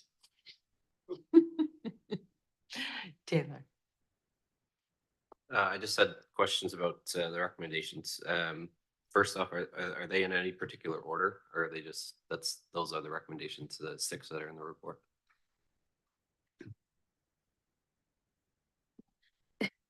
Sorry, through the chair, are you referring to the recommendation before you on the screen or the various No. options and recommendations that were referenced? Yeah, the key recommendations that are actually in the report. There's 6 of them: the increased funding, annual forced growth, dedicated funding streams, et cetera, et cetera. Are those in a particular order, as in we want to increase funding right away as a priority sort of thing? Because I'm looking at this and some of them affect the others, right? If we integrate life cycle costing and we start to look at, you know, possibly changing the revenue that could be generated from rezoning and that sort of thing, then that might offset the recommended tax increase that we might need to be putting forward. And I think a very prudent thing to be doing in Colwood right now, considering we are going to develop, we are going to experience growth, would be to make sure that we are getting our fair share and then some out of everybody who's going to come running here for the land that we have and the opportunity to grow and expand here, prior to dumping a huge tax increase of 36% on utility fees for 3 years on current citizens. So I guess my question is you know, yes, let's look at that, but that's going to affect one of your other key recommendations. So we should almost be looking at that first before we're coming up with a number of what we're going to be recommending for a possible tax increase. Through the chair, thank you. So the summary of the recommendations in the draft plan is on page 58. I would suggest the explicit statements with respect to increases, both for utility rates and for property taxes. Those will be integrated into the annual financial planning process. So to be direct, should this draft plan move forward to council consideration, it does not mean that in the next budget year, we will see, for example, a 5.5% tax increase. As you heard tonight, that can be phased over a number of years. It hasn't been suggested how many years. And then the utility increase is certainly one that my expectation is we're going to have a much more in-depth conversation. Right now, this council will be considering increased utility rates tomorrow night. Those increases are 24% on the first tier, and that has no consideration to the recommendations that are coming out of this plan. So there will be additional information that will need to be considered by council before increased rates, property tax or utilities. I would suggest before our council is comfortable making a decision on those. To further add, I do think it's important that this committee considers, for example, this is a 100-year plan. If we were to adjust the timeline, you heard from Christopher why we chose 100 years. But if we were to select a 50-year horizon or a 60-year horizon, that would absolutely impact what our sustainable annual funding amount is. And so it would be helpful to have that feedback. Then we could return with an amendment to the plan. Similarly, if this committee were to provide feedback on, we want to review the useful lives that the financial modeling has considered for roads, for example, that would be helpful feedback. And then we could return with how that would impact the recommendations out of this plan, specifically in terms of, what your target annual funding is or what we would recommend your property tax or utility increases are. Does that answer your question? That does answer my question. And just while I have the mic, I guess I would say that I appreciate the 100-year idea, and I think it's a good idea to see the whole thing. But I definitely take the point that adjusting the time to something that's more definable, more predictable, something that we can actually hammer down into the details a little bit more, makes it a little bit more useful advice, unwieldy. 30 years we might be able to apply all the expected returns a little bit more accurately, inflation a little bit more accurately, that sort of thing. So Thank you. Just before I go to Stuart, Marcy, do you think you could bring up page 58? It has a better layout than this slide does of exactly what the recommendations are. So I recognize I don't want to take up too much airspace, but I just thought that would be helpful to the group to know exactly what we're talking about. And Stuart, I'll pass to you. Thank you. So I guess I heard initially that this was draft one and there was feedback being looked for. And then one of the first things that was mentioned, that I think it was Councillor Day, indicated that, we are a young city. We have an infrastructure deficit now, I would argue. But so what we're looking at is fine tuning, in a very, you might argue with me, but a very precise way, exactly how we're going to replace a lot of infrastructure at the same time as we're borrowing for basic infrastructure. So we're trying to avoid debt 80 years in the future, and yet we're going into debt for sidewalks and public work building and RCMP. And I'm not saying that's not justified, but I'm saying I'm concerned that that when we go forward with increases which are very sensible and make accounting sense and financial sense, they may be at the detriment of some basic infrastructure that we need. I mean, and then the last council looked at a list of 10 or 11 active transportation projects and sort of got started on those. And yet I think they got to the point where they're going, well, we can't afford to build a sidewalk on Fulton and we don't want to pay for the other sidewalks, we'll borrow. So we're sort of borrowing with one hand and yet saving for the other. The analogy I would think of is a young family who's, trying to get started in life and they're, they want to have a roof over their head and a car and maybe some money for dance lessons for the kids, but instead they're putting their money into their pension. That's just not the way any of us live. We have to get the basics under control. I personally don't think we're in a position where it would be responsible to recommend this to council without understanding it. I'm not clear in my head. I know we've seen percentages here, there, and everywhere. I'm not clear in my head just how much of a tax increase what does it really look like? I know that one of the useful things that I have seen is the typical house.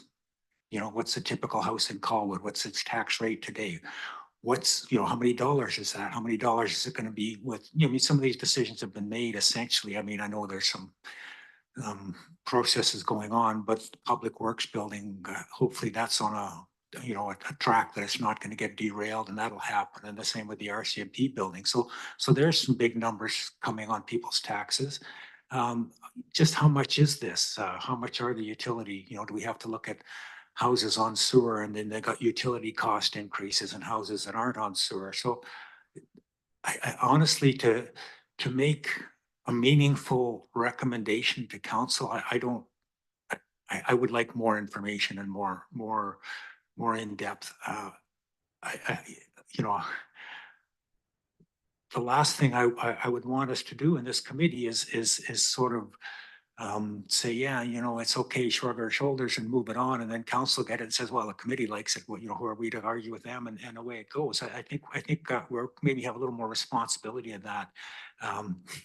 Again, if we're talking about 100-year project, coming back for another kick at the can, I'm sure you're probably sick of this project, Christopher, and looking for something else to do. But as I said, for me, a little more information. And honestly, I would like to see some consideration of the 50-year sustainable infrastructure plan, just because it gets back to, are we taking money out of people's pockets that they would rather spend on their daughter's swim lessons or their son's ballet classes or whatever the heck they may want to do. We are taking money out of people's pockets today for a very, very long time in the future that, I'm not going to see.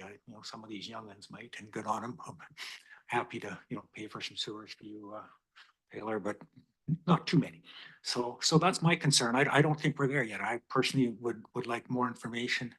And I also wonder, I don't understand how investment decisions are made at Colwood.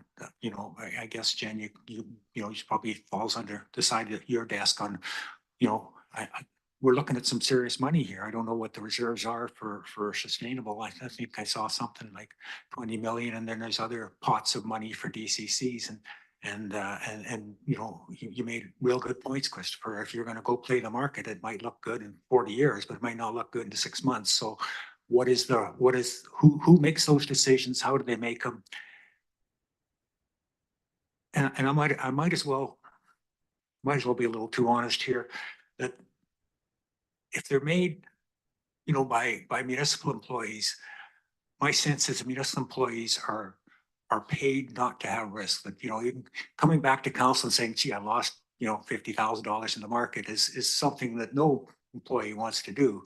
And so by being, cautious in that way, they may be reducing the fact that the next year they were going to come back and say, well, we made $250,000. So I'm not sure that there's the right mechanism. Maybe it's appropriate in this committee to talk about what the right mechanism should be for making investments. But I hear what you're saying about if we want to go for the inflation plus returns in a fund, it's going to be volatile. And so who makes that decision? Who makes that call? How do we do that? Again, I'm not sure that's an appropriate conversation even for this committee, but since I got a mic and a big mouth, I thought I'd say it. Now, thank you. Appreciate it. Did you want to respond? If I may, through the chair, With respect to the comment surrounding more information, I think if I heard you, Stuart, it would be helpful to understand the financial implications of what this plan is proposing, specifically when we are saying a 5.5% property tax increase, when we are saying a 36% utility increase. It would be helpful for this community for this committee to understand what is the cost to a representative residential property in Colwood. Is that the more information, it's that financial implication piece? Absolutely. And also, with the things that are baked in already. I mean, I think everybody was saying that Colwood had the lowest tax increase in the community, and good on you. But then you've got a RCMP building and other things that are been committed to, even if they're not being taxed for this year. So we should look at all that. And that would be very helpful for my understanding, especially if we are going to look at a 50-year horizon instead of a 100-year horizon. What does that mean, and how much money does it save? Maybe it's not worth doing. Maybe the 100 does make sense, but that would help me, give me some clarity that I would have more confidence moving this forward to council. Thank you. Absolutely. And I mean, certainly we have a 5-year financial plan, so we can easily return and present to the committee. These are the financial implications of the decisions that have already been made by council, what the impact will be for the debt servicing for, the sidewalks. We have action debt for a number of those sidewalks. So there will be financial implications. And it's not as straightforward as 2% plus the 3% plus the 4%, because there are policy recommendations under the existing plans that we follow in terms of how, when we have debt servicing that's freed up under our current financial plan, we haven't flipped that into a reserve transfer, and we've used it to mitigate the impact that the debt servicing for our newly constructed sidewalks that we're expecting this year will have on our ratepayers. So we can certainly return with that information. In terms of who makes the decisions on how we can invest, finance management makes those decisions. We have city policy that guides how we invest. We have provincial legislation that sort of keeps us from making risky investments, if you will. But Christopher made a strong point tonight. Part of the reason we look to have these plans endorsed or that we look to have reserve bylaws refined is because it gives municipal CFOs clear direction from council as to how funds are to be used and when they're to be used. And so that in turn helps us. I can certainly say inside of the last 5 years, most of the investment decisions that we've made for Colwood have been between 18 months to a maximum of 5 years. The majority of those have been closer to the 24-month mark, just because we don't have the certainty and we are seeing the spend with our infrastructure. And so we want to ensure that that those funds are liquid. The flip of that is that we're certainly not necessarily getting the rates that we could be if we had a little bit more certainty in terms of the specific use of our reserves and the fact that, okay, we don't expect we're going to need to spend from that reserve for 8 years, so we can make more of a longer term investment decision. Does that answer the 3? Thank you. Thank you. I'm being so good about biting my tongue. You know how you hate that chair that always talks every time someone else chairs? There we go. Roger. Thank you. On your sustainable infrastructure reserve, you make the statement, this reserve is not established by bylaw, and as a result, no formal parameters have been imposed for the use of the funds. Are you suggesting that the city of Colwood create a bylaw for those funds and give it parameters of where that money can be spent? Precisely. Hey, Ashley, you're up. I just wanted to make some counter arguments for the consideration of the 100-year plan and gradual investing of money. The reason we don't have the money today to invest in the sidewalks and whatnot is because there hasn't been enough dedication set aside for those projects, and that's why we're having to debt fund those projects. But were there a more forward-thinking approach where we could take advantage of the time value of money and invest over time, we would probably be in a better position to not have to debt service. And then also the ultimate future increases to residents in as far as taxes go is if we can get that revenue from interest returns on investments. Yes, we might need to increase taxes 5% now, but in 20 years, if we don't increase that now, it might need to be 20%, which I think you're seeing in other neighboring municipalities that I won't name. So from my point of view, as someone who will probably be here for another 20 years, I'd much rather have an incremental increase now with a smaller increase than a very large one in 15 or 20 years because we didn't want to pay that little extra buck today. Yeah, I think there's a lot of things that go into that. Is there anybody else? If you don't mind, I have a couple of things that I just wanted to add. I think whatever council decides, and I'm really glad we're not just flipping this to council to sort out for themselves, because one of the reasons why committees are so useful is because it gives us an opportunity to try to engage with members of the public to talk about kind of what are your ethics around financial, would you rather we borrowed the money when we need something or that we save the money in advance of needing it? That's basically the decision we're trying to make here.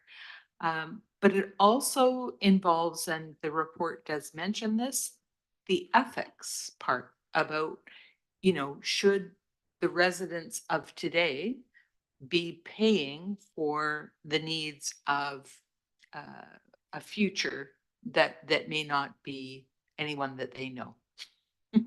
And that is, and I wanted to ask the difference because sewers have a life cycle, at least the pipes do, of 80 years, not so much the pumps. And loans generally are about 30 years in length.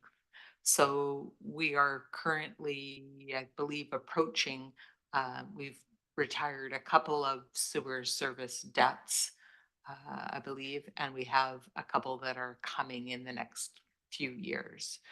And some are much longer, being younger systems.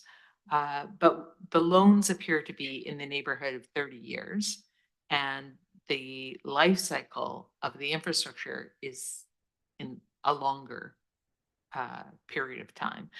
Then I'm just wondering, where's the intersection between those two philosophies? Because maybe we should be saving money for the things that aren't so easily loan serviced, for example. So I'm just trying to reconcile those kind of two different ways of doing things. And most people that I meet do the loan philosophy because it is so hard to get started in this world. Like when you first buy a house, you don't have a lot of extra capacity to even take on extra debt.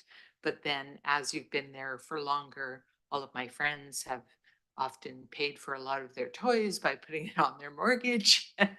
And that, I mean, it's a philosophy thing. Whether you live fast and die young or live long and save lots.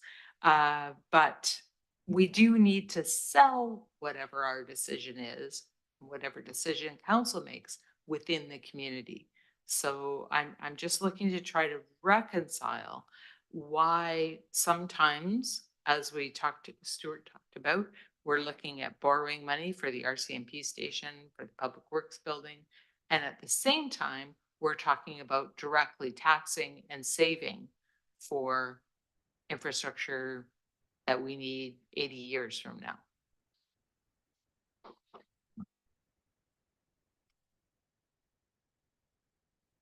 I'll share a few comments and then Christopher can jump in. In terms of the school of thought, the philosophy, I mean, certainly it's important to consider sustainable infrastructure. We're talking about setting aside funding to renew or replace existing infrastructure.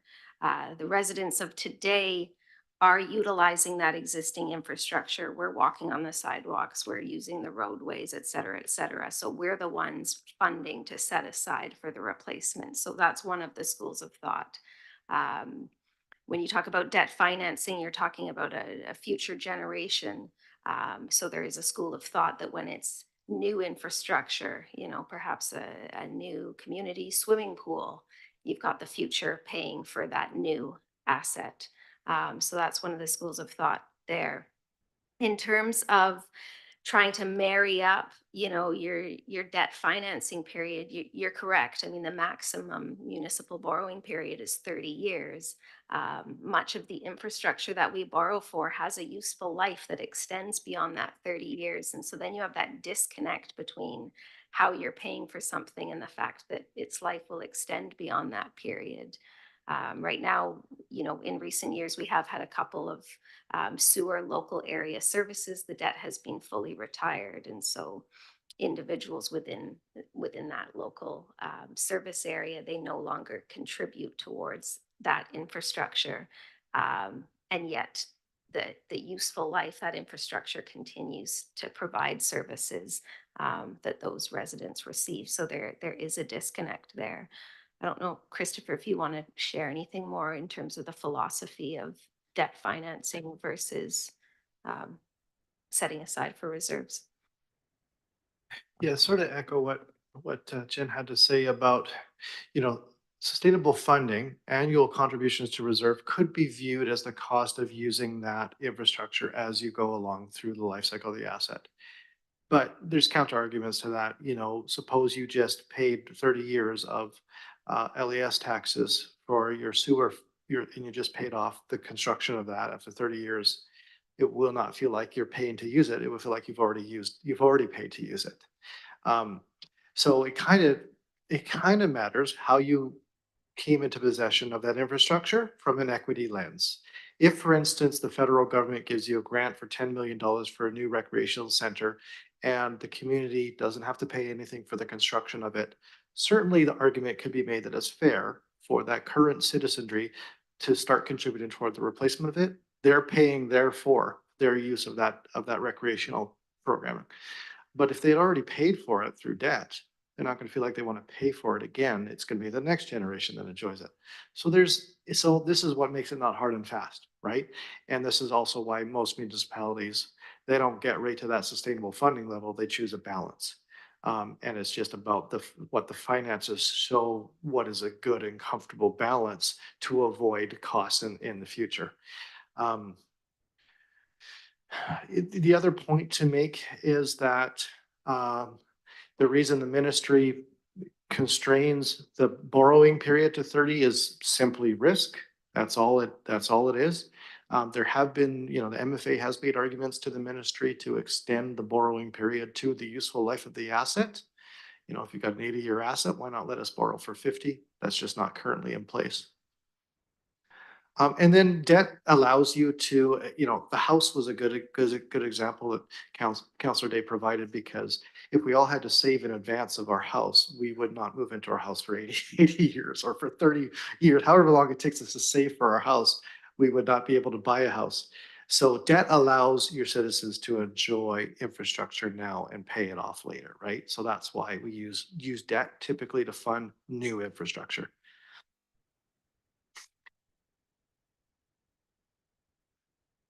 Okay, I will move on to Roger. On page 41, you make the statement that spending on building replacement and capital maintenance for the next 100 years is expected to be $10.71 million. Surely it's got to be higher than that. It's 107. I moved the decimal over. It's $107 million over the next 100 years. Thank you for that. Thank you.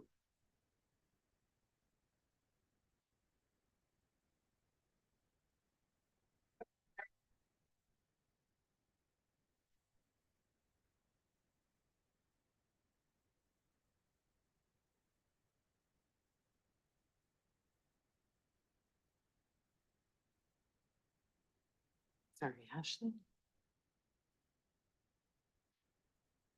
I just wanted to add another thought to the question you raised, Councillor Day, about like if for the house example, yeah, we have to debt finance our house today, but we also have to save for the maintenance so that the building doesn't deteriorate and that it can be replaced and maintained over the life cycle, which I think is what this is approaching as well. So just another thought.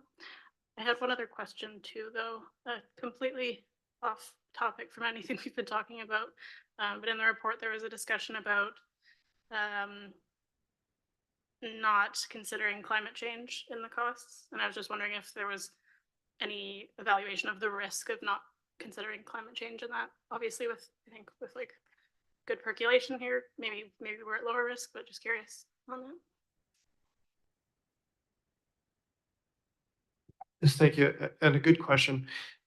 I have worked with the engineering department in previous engagements to model climate change. It's complex, of course. The impacts of climate change typically felt is on private property. Now, there certainly is impact to public property, public infrastructure, and certainly there's a local government response to climate change impacts on private property. But because the impacts are primarily concentrated to private property, it's not considered in our infrastructure replacement. Now, there is certainly impacts to public infrastructure, you know, flooding, drainage, overflowing, capacity being required. So we have done some modeling for that before. It's just, it wasn't in the scope of this.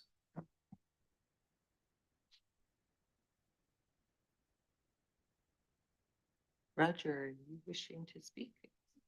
Oh, Roger. Thank you. Been a lot of work in this report. Unfortunately, and what Jen alluded to and Stuart, it's very hard to relate percentages to actual cost. And I think it would be nice if we could see to the average taxpayer a house valued at say $2 million in Colwood, one valued at 1.5, one at 1, and say one at 750,000. What it is actually going to cost, rather than seeing these percentages, because a lot of these percentages are built on best estimates. There's nothing really concrete or finite in them. We're projecting what it may, but it would be nice to relate those to an actual number. So if Stuart is willing to put a motion forward from his idea, I would be willing to second that motion.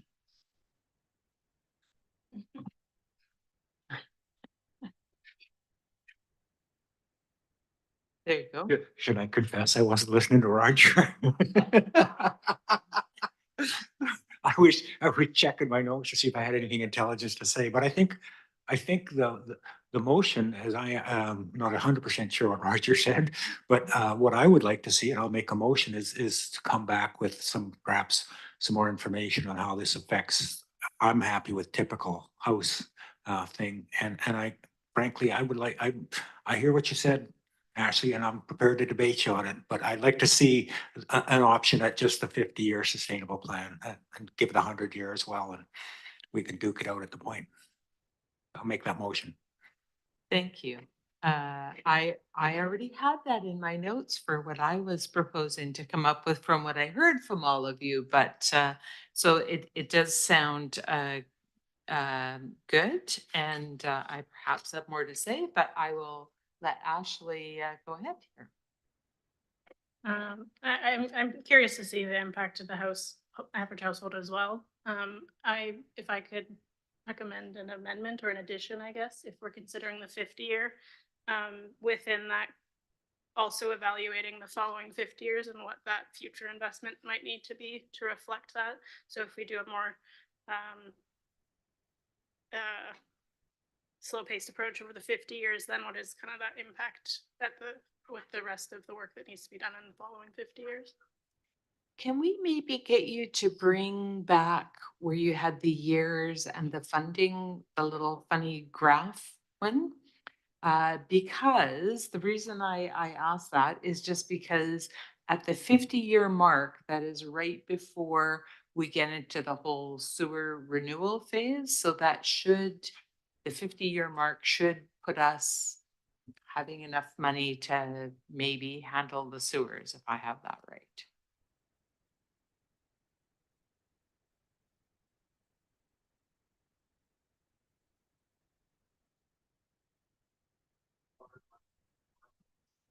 Yeah, I think maybe it was the one that made the most sense.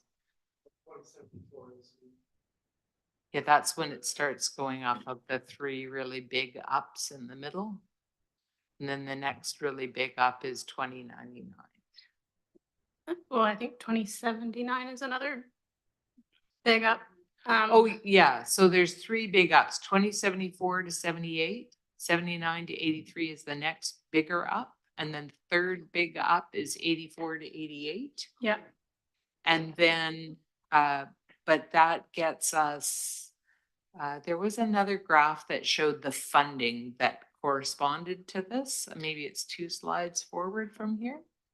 I guess just to clarify what I'm saying, so if we just look at the 50 years to 2074, we'd have to invest less, so the tax increases would be less, so the interest returns would be less, and then in the following 20 years is a significant expenditure that would be required. So then what is that later increase to taxes that we would need to then meet the following 50 years, because that's where the most of the spending is.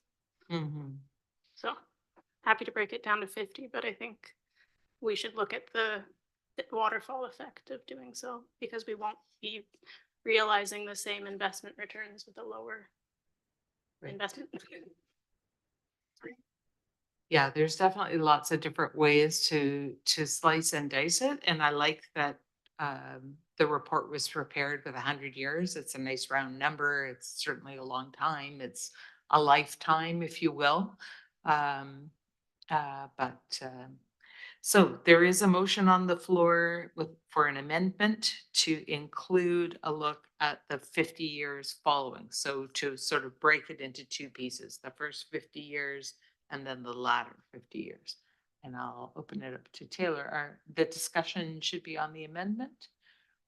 Yeah, with that amendment, I think we've kind of talked about the 50 and the 50. We've also talked about typical household in terms of actual dollars. And I was previously talking about life cycle costing and maybe getting an idea of our deficit in that and how poorly we're doing at that in terms of rezoning and all of that.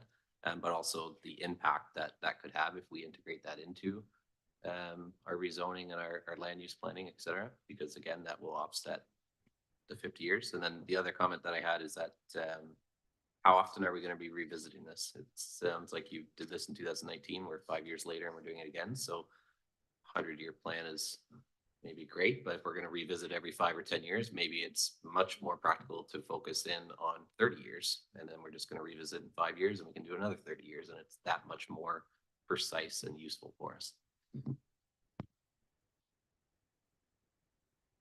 Okay. I don't know if I quite captured my understanding anyways of all of the costs that you mentioned with how we're doing. You wanted to know what our deficit, put you back on, what our deficit would be in terms of planning and zoning and what we need but don't have money for?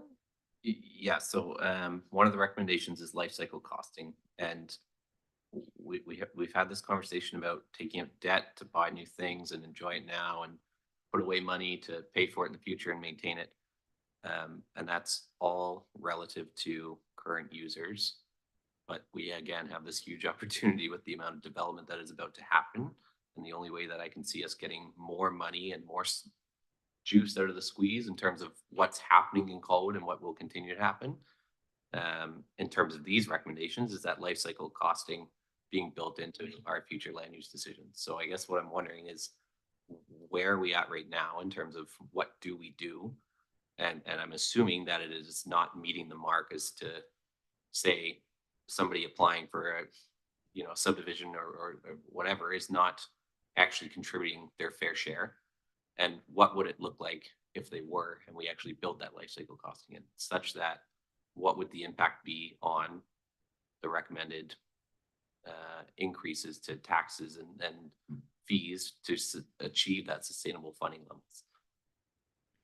I'm trying to balance the one way to get money is not from taxing people, but from taxing the development or getting money from the development that's going to happen. And how can we offset that and capitalize on I that? think that's recommendations 3A or 3B in the list. Yep, all Uh, related to those. I just want, I guess I don't know what you could give us. I just want to know what the possible impact could be or the effect could be of actually incorporating that. It's nice to say incorporate it, but if incorporating it is going to resolve all of our funding issues, then wow, fantastic. That's amazing, right? I know that's not reality, but it would be good to understand what that will do because that's a big unknown in terms of you're just saying incorporate it. I agree, but what is the impact of incorporating it going to be? And again, the only other point that I made there was how often are we going to revisit this? Maybe there's a something that we put into the actual report or some sort of recommendation moving to council that this is reviewed every 5 or 10 years so that when we do scale it down to 50 years or 30 years, there's a reason for it because we're going to constantly review it and it's going to be more useful. Through the chair, if I may jump in on that one. So in terms of the policy recommendations that were referenced, integrating life cycle costing into decision-making, it's not that that is a funding source that we are not otherwise getting. It's about ensuring that our decision makers, our council understand. So if we bring forward, for example, an infrastructure project, it's important that policy recommendation is saying that we staff need to remind our decision makers, these are what we believe are the annual maintenance costs associated with this infrastructure. And this is what we believe should be set aside so that at the end of the useful life of this piece of infrastructure, we have the funding. So it's about that information to support the decision making.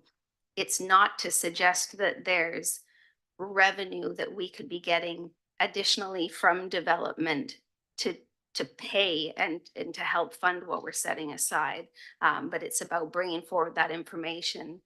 So whether it's a budgetary decision on, you know, a new piece of infrastructure, for example, or it's a development application that comes forward and there's a master parks plan. This policy recommendation is that staff should be, you know, working with the development community so that we understand the financial implications. You know, what do we expect the new maintenance costs are going to be of that new park that we currently aren't maintaining? But if council endorses this development in 3 years, we will need to maintain it.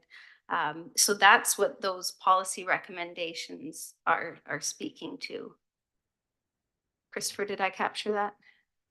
Yeah, through the chair, it's mostly about asking staff to ensure that council has the full information of the cost during a land use application. So a land use application would say, here's the amenity you're gonna get, here's your setbacks here. Oh, and here's the cost of infrastructure that's coming with it. So that policy just establishes more information for council at the land use stage. It's not, I wouldn't frame it as a funding source. I think council then they're armed with the knowledge of how much potential tax revenue they can get if they approve that land use application and the costs that come with it as well. And sorry, I didn't comment on the frequency with which a plan such as this should be reviewed. I would suggest it is best practice that we be looking at a plan like this every 5 years or so, especially in an environment that we're in right now where we are seeing fluctuations both in investment returns, but more importantly in construction cost escalation. And not to lose sight, this plan in the last 5 years, it's been incredibly powerful in terms of the policy that council has endorsed. When this plan was first introduced in 2019, we were setting aside approximately $2 million. You know, we've now more than doubled it with simple policy statements that council has endorsed coming out of this plan. And so I don't want to lose sight, you know, the 100-year horizon that we have brought forward absolutely can be adjusted. But when we shorten that horizon, we will be setting aside less. You will lose the ability to earn additional investment returns. So it's just, there are financial implications to consider. But every year we're balancing those implications between what the city's comfort level is in terms of setting aside for reserves and what our comfort level is in terms of additional tax dollars that are required for new infrastructure, for increased services, et cetera. So it is a constant balancing act, but this plan is incredibly helpful in ensuring that we have guidance and policy directive to rely on every year. So I think I've done a poor job of chairing here, but just because in terms of the amendments, there's a lot of talk going on, but I think that talk is very helpful. The amendment that was proposed by Ashley was to, the first motion that was carried was 50 years plus the representative impacts. And then Ashley suggested that we also needed an amendment to also consider the next 50 years. So the first 50 years and then the second 50 years. And there's been discussion on that and other things, which is my bad chairing. But perhaps we could just go back to that amendment on whether we want to do 50 years from now and the next 50 years. And I'll give Ashley a moment to speak because it was her idea. I was just gonna suggest maybe one of you two could better refine what I said. That basically looking at the downfall, waterfall effects of doing only 50 years. So the loss of investment returns and what that would then look like in another 50 years or something. I don't know the right wording, but What position we'd be in at the end of the 50-year plan? I guess by only looking at the 50 years, you're losing investment returns. So the consideration of the loss of returns and then the future impact to the following 50 years based on that. I don't know if there's a better way to explain it though. Yeah, it's kind of hypothetical because we don't know that, this is this year's decision. This is the plan we put forward now. They could look at it in 5 years and say, oh, we need to look farther. But I'm just, I'll give it over to staff if there's anything you'd like to add that might help clarify.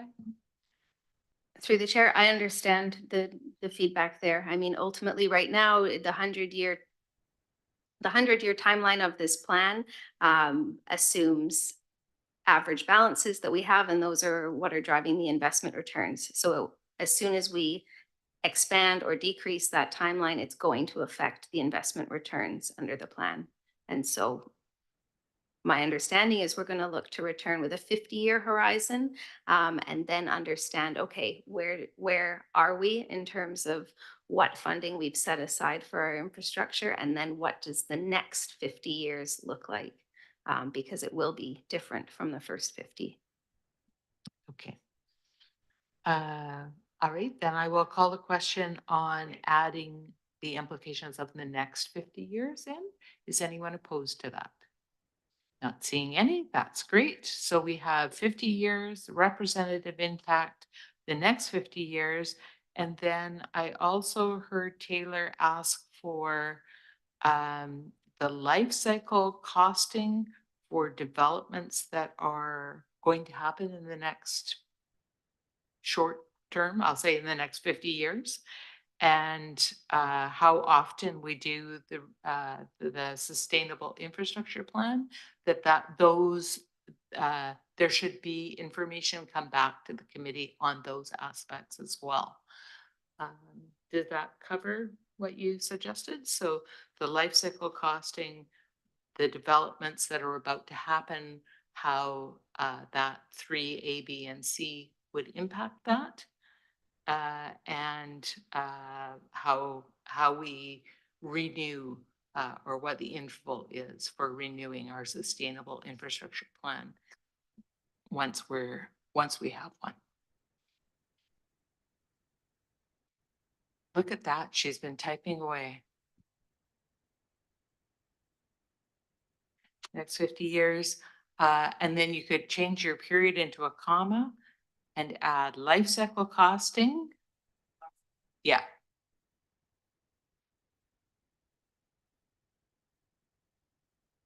Comma,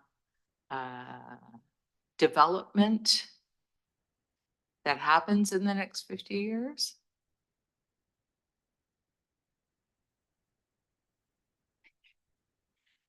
and how often the infrastructure, sustainable infrastructure plan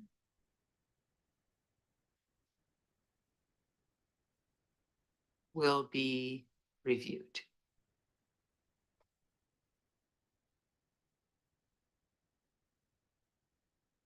Ashley. There you go. I just wanted to maybe, I don't, for clarification, the taxation impacts.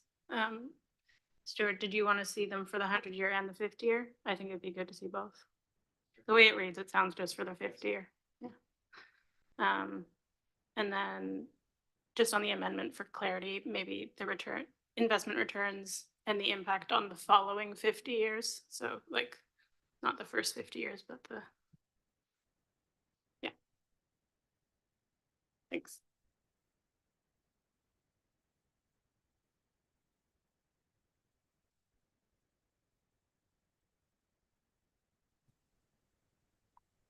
Can I raise my hand?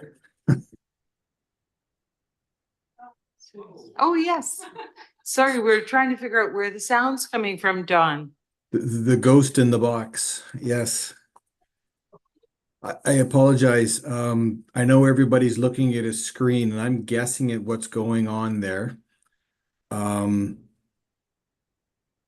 we're putting I understand we're putting a motion back to get additional information and now we're just working the details out on what that looks like. Correct. Okay, not actually seeing the typing. I think we've watered down those various amendments and aspects to the point where I'm not quite sure what we're asking anymore. Is there a possibility to put that up on the screen of what's been everybody else has been looking at? Share it so that I can also see it, please. I think you have to share yours. Ah, perfect. Thank you. Okay, I will go back on mute and read through. I couldn't keep up to what everything was going on is all. And I was we just were trying to talking about grasp. changing things and I didn't see what was going on.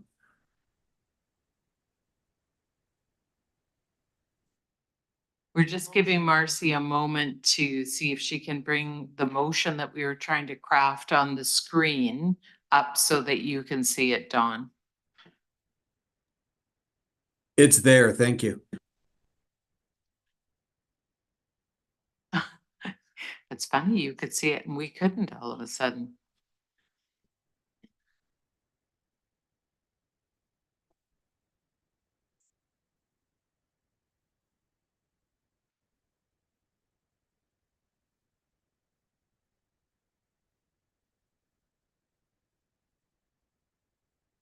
I'm not sure about the way that our wordsmithing worked out there.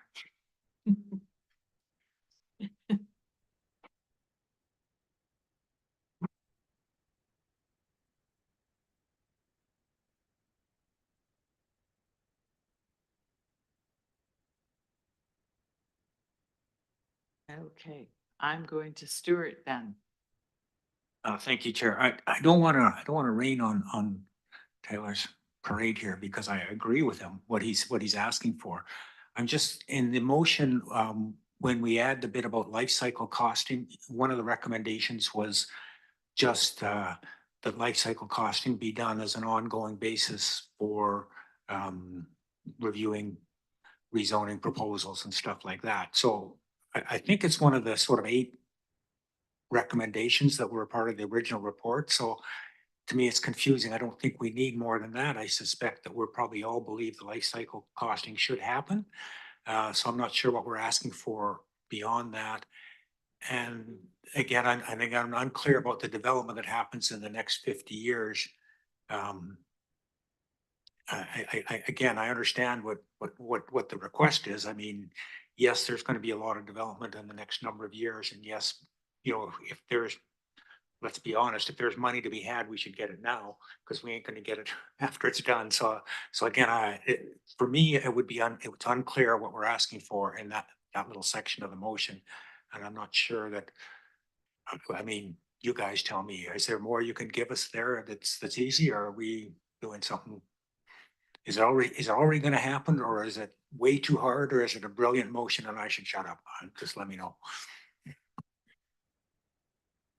Through the chair, if I may comment, just taking it from the top, the first paragraph I follow includes taxation impacts for the average household.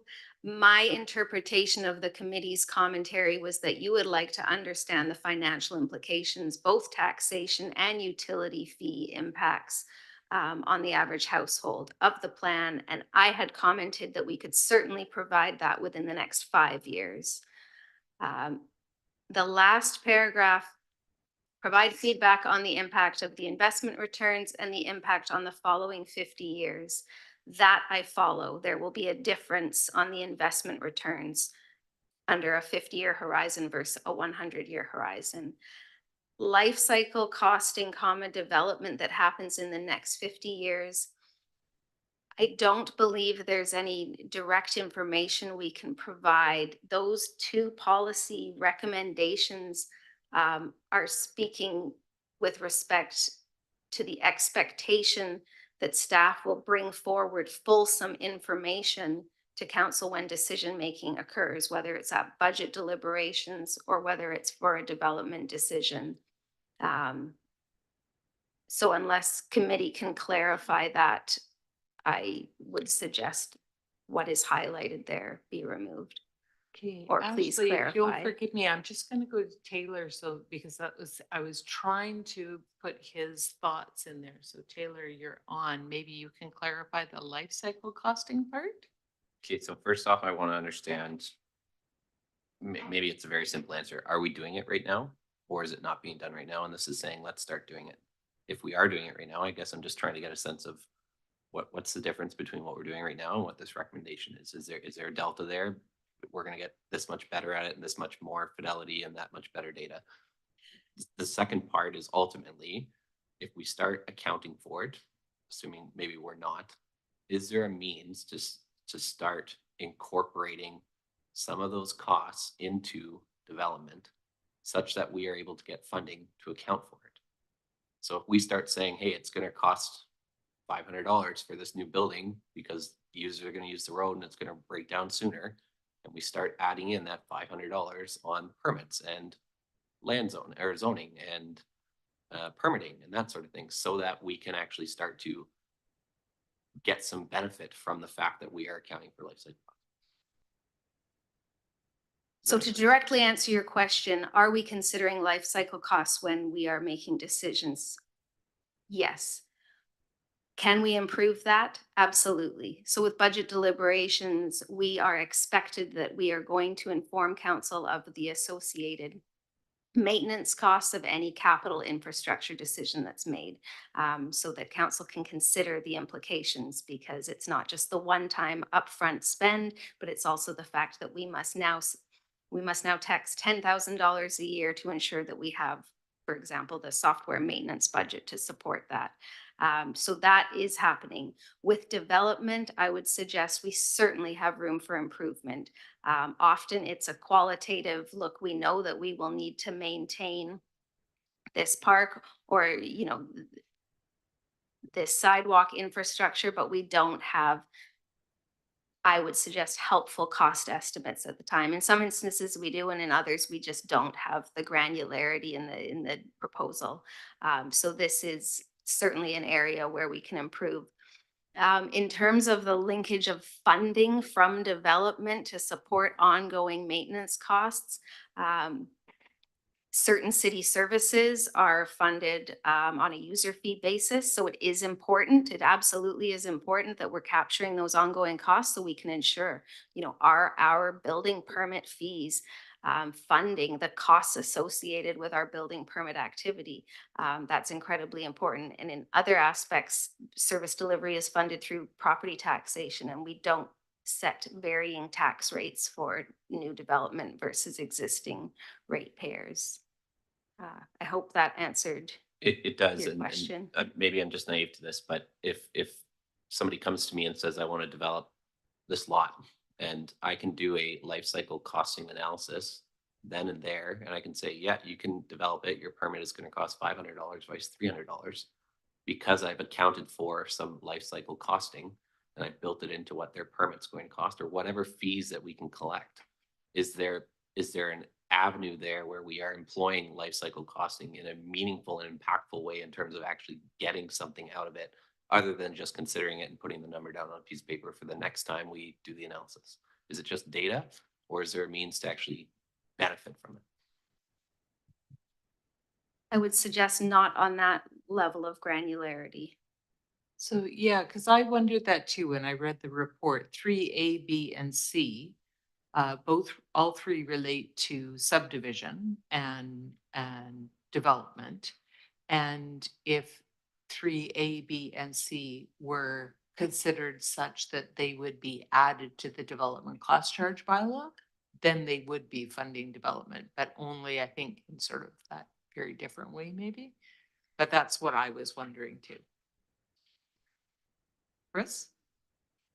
If I just add a comment, the life cycle costing in relation to development really measures what are the new costs imposed on the city on an annual ongoing basis versus the new revenues you're going to get from that, which is primarily taxation. So no, you know, the fees that a developer pays are one-time costs. Permit fee is just to pay for the building permit. The DCCs is just to pay for the infrastructure building. Developers don't take responsibility for the ongoing costs. The way the city funds that is the new taxation revenues that come from that tax.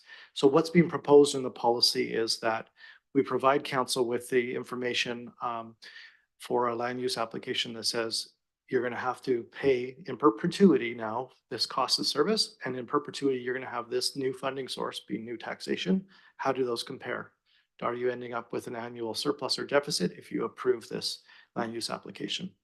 You know, if you want to recover more or less from developers, it would only be one-time construction costs or permit fees. It would not be the annual ongoing that we're talking about when we say life cycle costing. Right, but if we're going to do it on a one-time basis, however that happens, the best metric to probably base that on is some sort of life cycle costing as to what is the added cost going to be in the future from your development, right? DCC's build, tax maintains that new build, but the new build that's happening in Royal Bay is being paid by DCCs, is my understanding. Tax is going to maintain that Royal Bay stuff, but all of those people are driving down Machosen. So who's paying for Machosen? Right? Yes, some of the tax, but there's an immediate need that we should be considering when the development is happening, such that we say, hey, you're now building 3,000 homes. That's 3,000 more cars on this road. That's much less life for that road. And therefore, we're going to hit you with a fee upfront one time to account for that. So how do we start doing that so that we are getting revenue instead of taxing more and more and more every single year? Because the development's going to happen, Colin. The space is here, the land is here. It's not going to stop if the fees go up. So why are the residents who live here getting the burden of not getting new infrastructure, not being able to pay for new infrastructure, being told we have to save to replace it down the road, but then Royal Bay is coming in and going, well, we get new sidewalks, we're going to pay to maintain it, and you guys are going to do the maintenance for Machosen and all the other stuff that you guys already use and we also use. There's a disconnect there, is there not? Am I missing something? When a developer subdivides and builds a development, the new citizens that move into the development are who are using that infrastructure. And on a principal basis, they're the ones that should be paying for that infrastructure, not the developer. The developer just builds the infrastructure. The developer doesn't use that infrastructure into perpetuity. The citizens use that infrastructure into perpetuity. So in order to recover the cost of that from the people that are using it, that's what taxation does for you. So the policy connects the new tax revenue you get from the new people that are using the new services to pay for the new cost that the city are incurring, not the existing residents. That's the idea. How do we cover the cost of the new users using the existing stuff?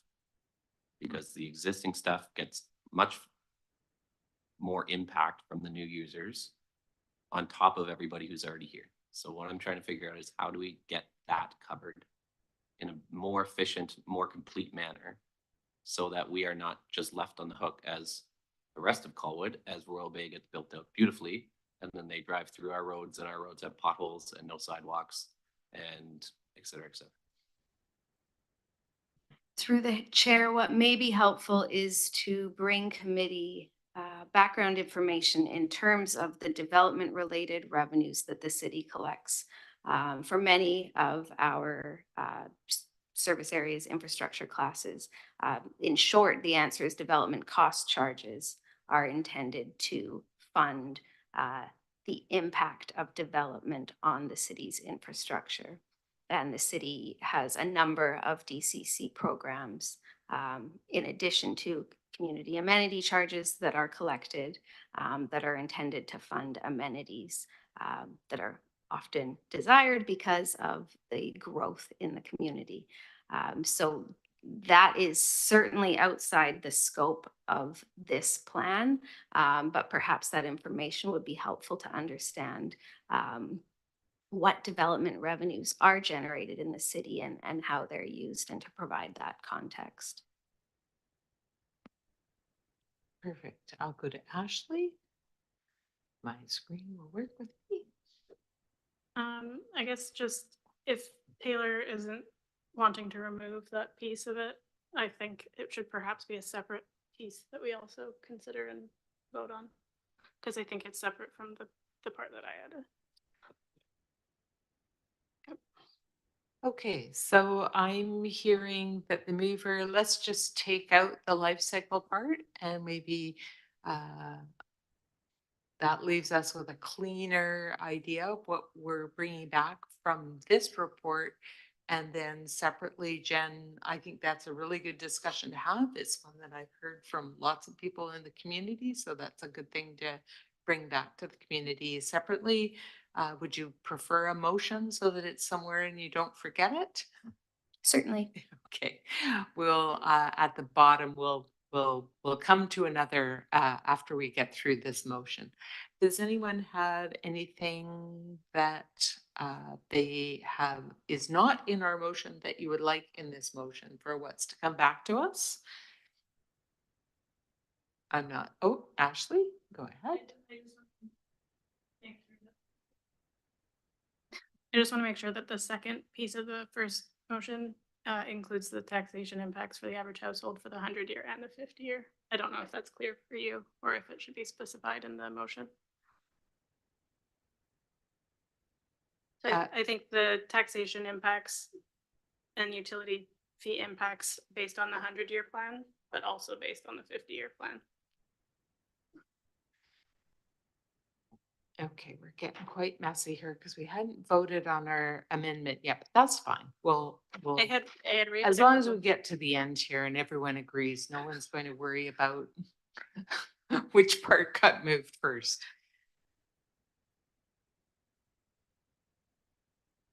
That for the average household, I think what Ashley is looking for in there is for the 50 years and the for the first 50 years and the second 50 years.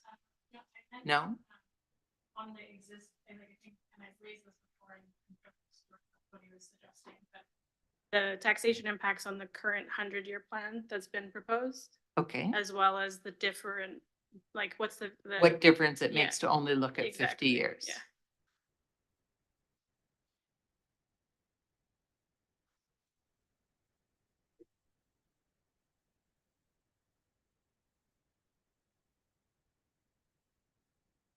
Is that right? Yeah. Okay. Perfect. Marcy, maybe we can take out the amendment since we're working collaboratively here. Oh, Dawn has his hand up. Okay, Dawn, go ahead. Sorry, actually, when I put my hand up to speak, it was to actually help Ashley clarify that. I would be looking for the same thing. What are the tax implications on the current 100-year plan? What would be the tax implications on both a 50-year, two 50-year plans? Because we're speaking of a 100-year plan for a sustainable infrastructure. And to Ashley's point, we're not spending as much now, so there's a theory is that the tax implication wouldn't be as high for the first 50, but it would probably be extremely high for the second 50 when all of the expenditures would start to show up. So you just want to make sure that it's going to be there's actually going to be 3 tax implications being looked at here, the full 100-year, the first 50 plan, and what the impacts would be if you made a second 50-year plan. So I think you've captured it now, but I just want to make sure that we're all talking the same thing, because that's what I would be looking for, because I think it would really highly impact the second 50-year plan if we didn't actually look at a full 100. Okay.